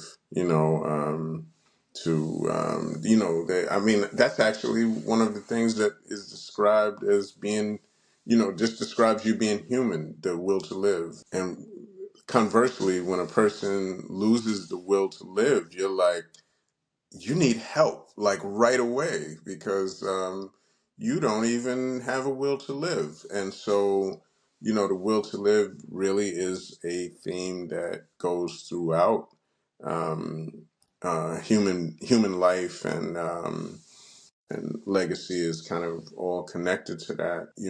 That generativity versus stagnation that I talked about.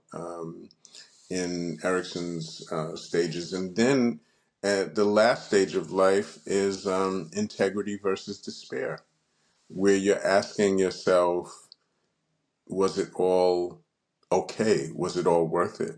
Right. And so, to say yes. I have found something in my life that I think is valuable enough to pass on to um, son, daughter, family, and this should be, it should be passed on. That's really an essential part of immortality, so to speak. Well said. It's giving living force. It's giving the living Hmm. force vibes.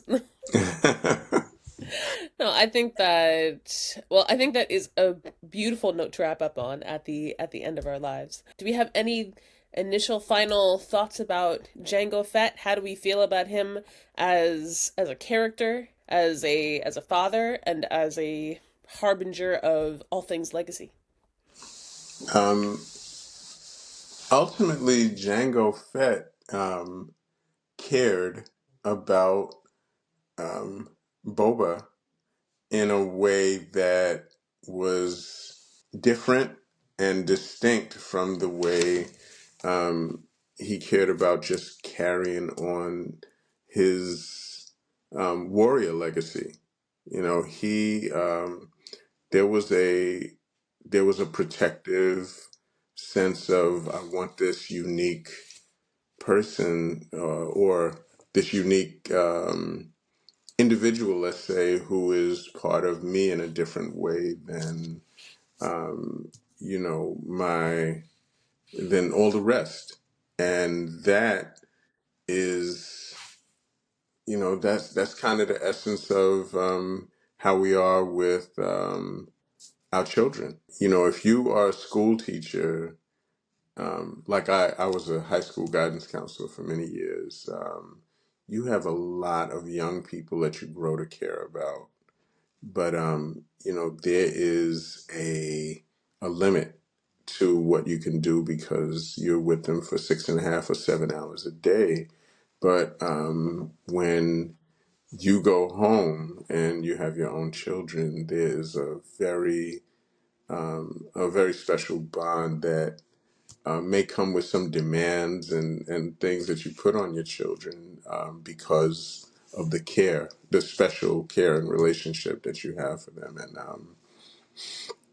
in some way, I think that Django Fett showed that, or a reflection of that at least in this story. Agreed. Well Marvelous. said. I think you have wholeheartedly understood the character. We're gonna make a Star Wars fan out of you yet, Don. Yeah, Starting with Attack of the Clones, great movie. Oh, and thank you so much for your time today, Don. As always, this has been a marvelous conversation, and your professional insights are unparalleled. oh well, thank you so much. And Mind the Force is a force to be reckoned with creatively. Ah, I see what you Ooh, did t-shirts. T-shirts. Ooh. there. Right, we're getting a lot of good T-shirt phrases lately. This is gold. No doubt. Uh, All right, Don. Take care, and we will talk to you soon. Thank you. Take care, you all. Bye bye. Thank you again to John Sinkfield for his time and expertise. I mean, I'm always biased because I think every conversation is the best conversation that we've had. But I enjoyed that one. I enjoyed these larger overarching themes that we discovered with Django. What do you think, James? What are you taking away? I just loved. We discussed this after we stopped recording. Just how we riff. I learn new things when he talks about lineage and legacy and how that need for soldiers applied even in the mafia. To me, I never really thought of that, and I like seeing that across militias, militaries, and even fictional Star Wars empires. So that's my main takeaway. I know it's so cool to see like how those like big thematic storylines like play out in real life and how those then tie into larger stories because I mean I can imagine it's so interesting as somebody who loves storytelling working with particularly like mafia memoirs and that whole scene and that whole history because it's like we see how these play out in movies and stories but it's like this was real life like this stuff was really happening and these were I don't know. I mean, it's another testament to how storytelling pulls from real life, and I can imagine like mob stories are right up there with like war stories and big family legacy stories, and um 100%. yeah, no, It it's just a ties really. it, it ties into the what he was saying too, and how you even see that played out, that psychology in Star Wars. Usually kids who want to join the Empire, for instance, or a bounty hunter guild, they usually want something more, or they had a bad home life, or their father was in it and they took them in. So there's usually that young upbringing, in the adolescent stage, and you see that played out, both in the real world and the fictitious one. And that's what I love about Star Wars. It captures that real human uh, you know, uh, brain dimension, I should say. What is the great new saying that we're gonna slap on some t-shirts? Star Wars, 10% kyber crystals, 90% daddy issues. Oh, yep, yep, that's it Yes. for sure. And I on the really back, am gonna put that on merch. It's great. mind the force to be reckoned with. Mind us for Ah, sure. So, yes. Yes. courtesy of our guest. Thank you. We're just shooting them out today. Like um but no, this was wonderful. I enjoyed Django. I enjoyed Django I think more than I really thought I would, or more than I knew could be uncovered with these like deep overarching themes. But I really think that he is the framework for the ultimate space daddy. I think like we look at we look at like the Mandalorian with Din Djarin, who I think is everyone's zaddy. I think that's everyone's internet daddy. Um, You know what? And it's funny between their names, and I'm thinking of a title right now. Django Uncovered. The D is silent. We could just we could tie that in too as well while we're at it. nice. Didn't make one Oh, joke the whole time on that, so had to. no, you had to sneak it in there. I saw what you did there. Um, and yeah, no, ultimate framework for the great space daddy for us all. 100%, yes, and in a way, an archetype as to while he's flawed and does not survive Star Wars, who does?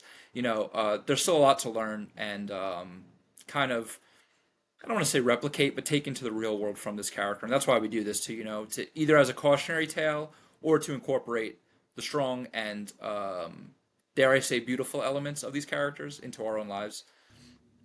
Here, here, my friend. Um, as always, to follow everything Mind the Force, latest episodes, fun little snippets and fun facts, follow us on all the socials. So we have Facebook and Instagram. And please hit the link in our bio to find all of these streaming platforms where you can listen to all of our full episodes: Spotify, Apple Podcast, Pandora. Oh gosh, where else are we? All of them. Go find them. You'll find them on the internet. That's where we all live. Drop us 5 stars because that's how the internet knows we're cool. And we're always excited to have you with us. Any big Star Wars thoughts and feels, please drop us an email at mindtheforcepodcast@gmail.com. We're here for the thoughts, the feels, and the smoke at all times. This has been another exciting episode of Mind the Force, and we'll see you all next time. Stay mindful.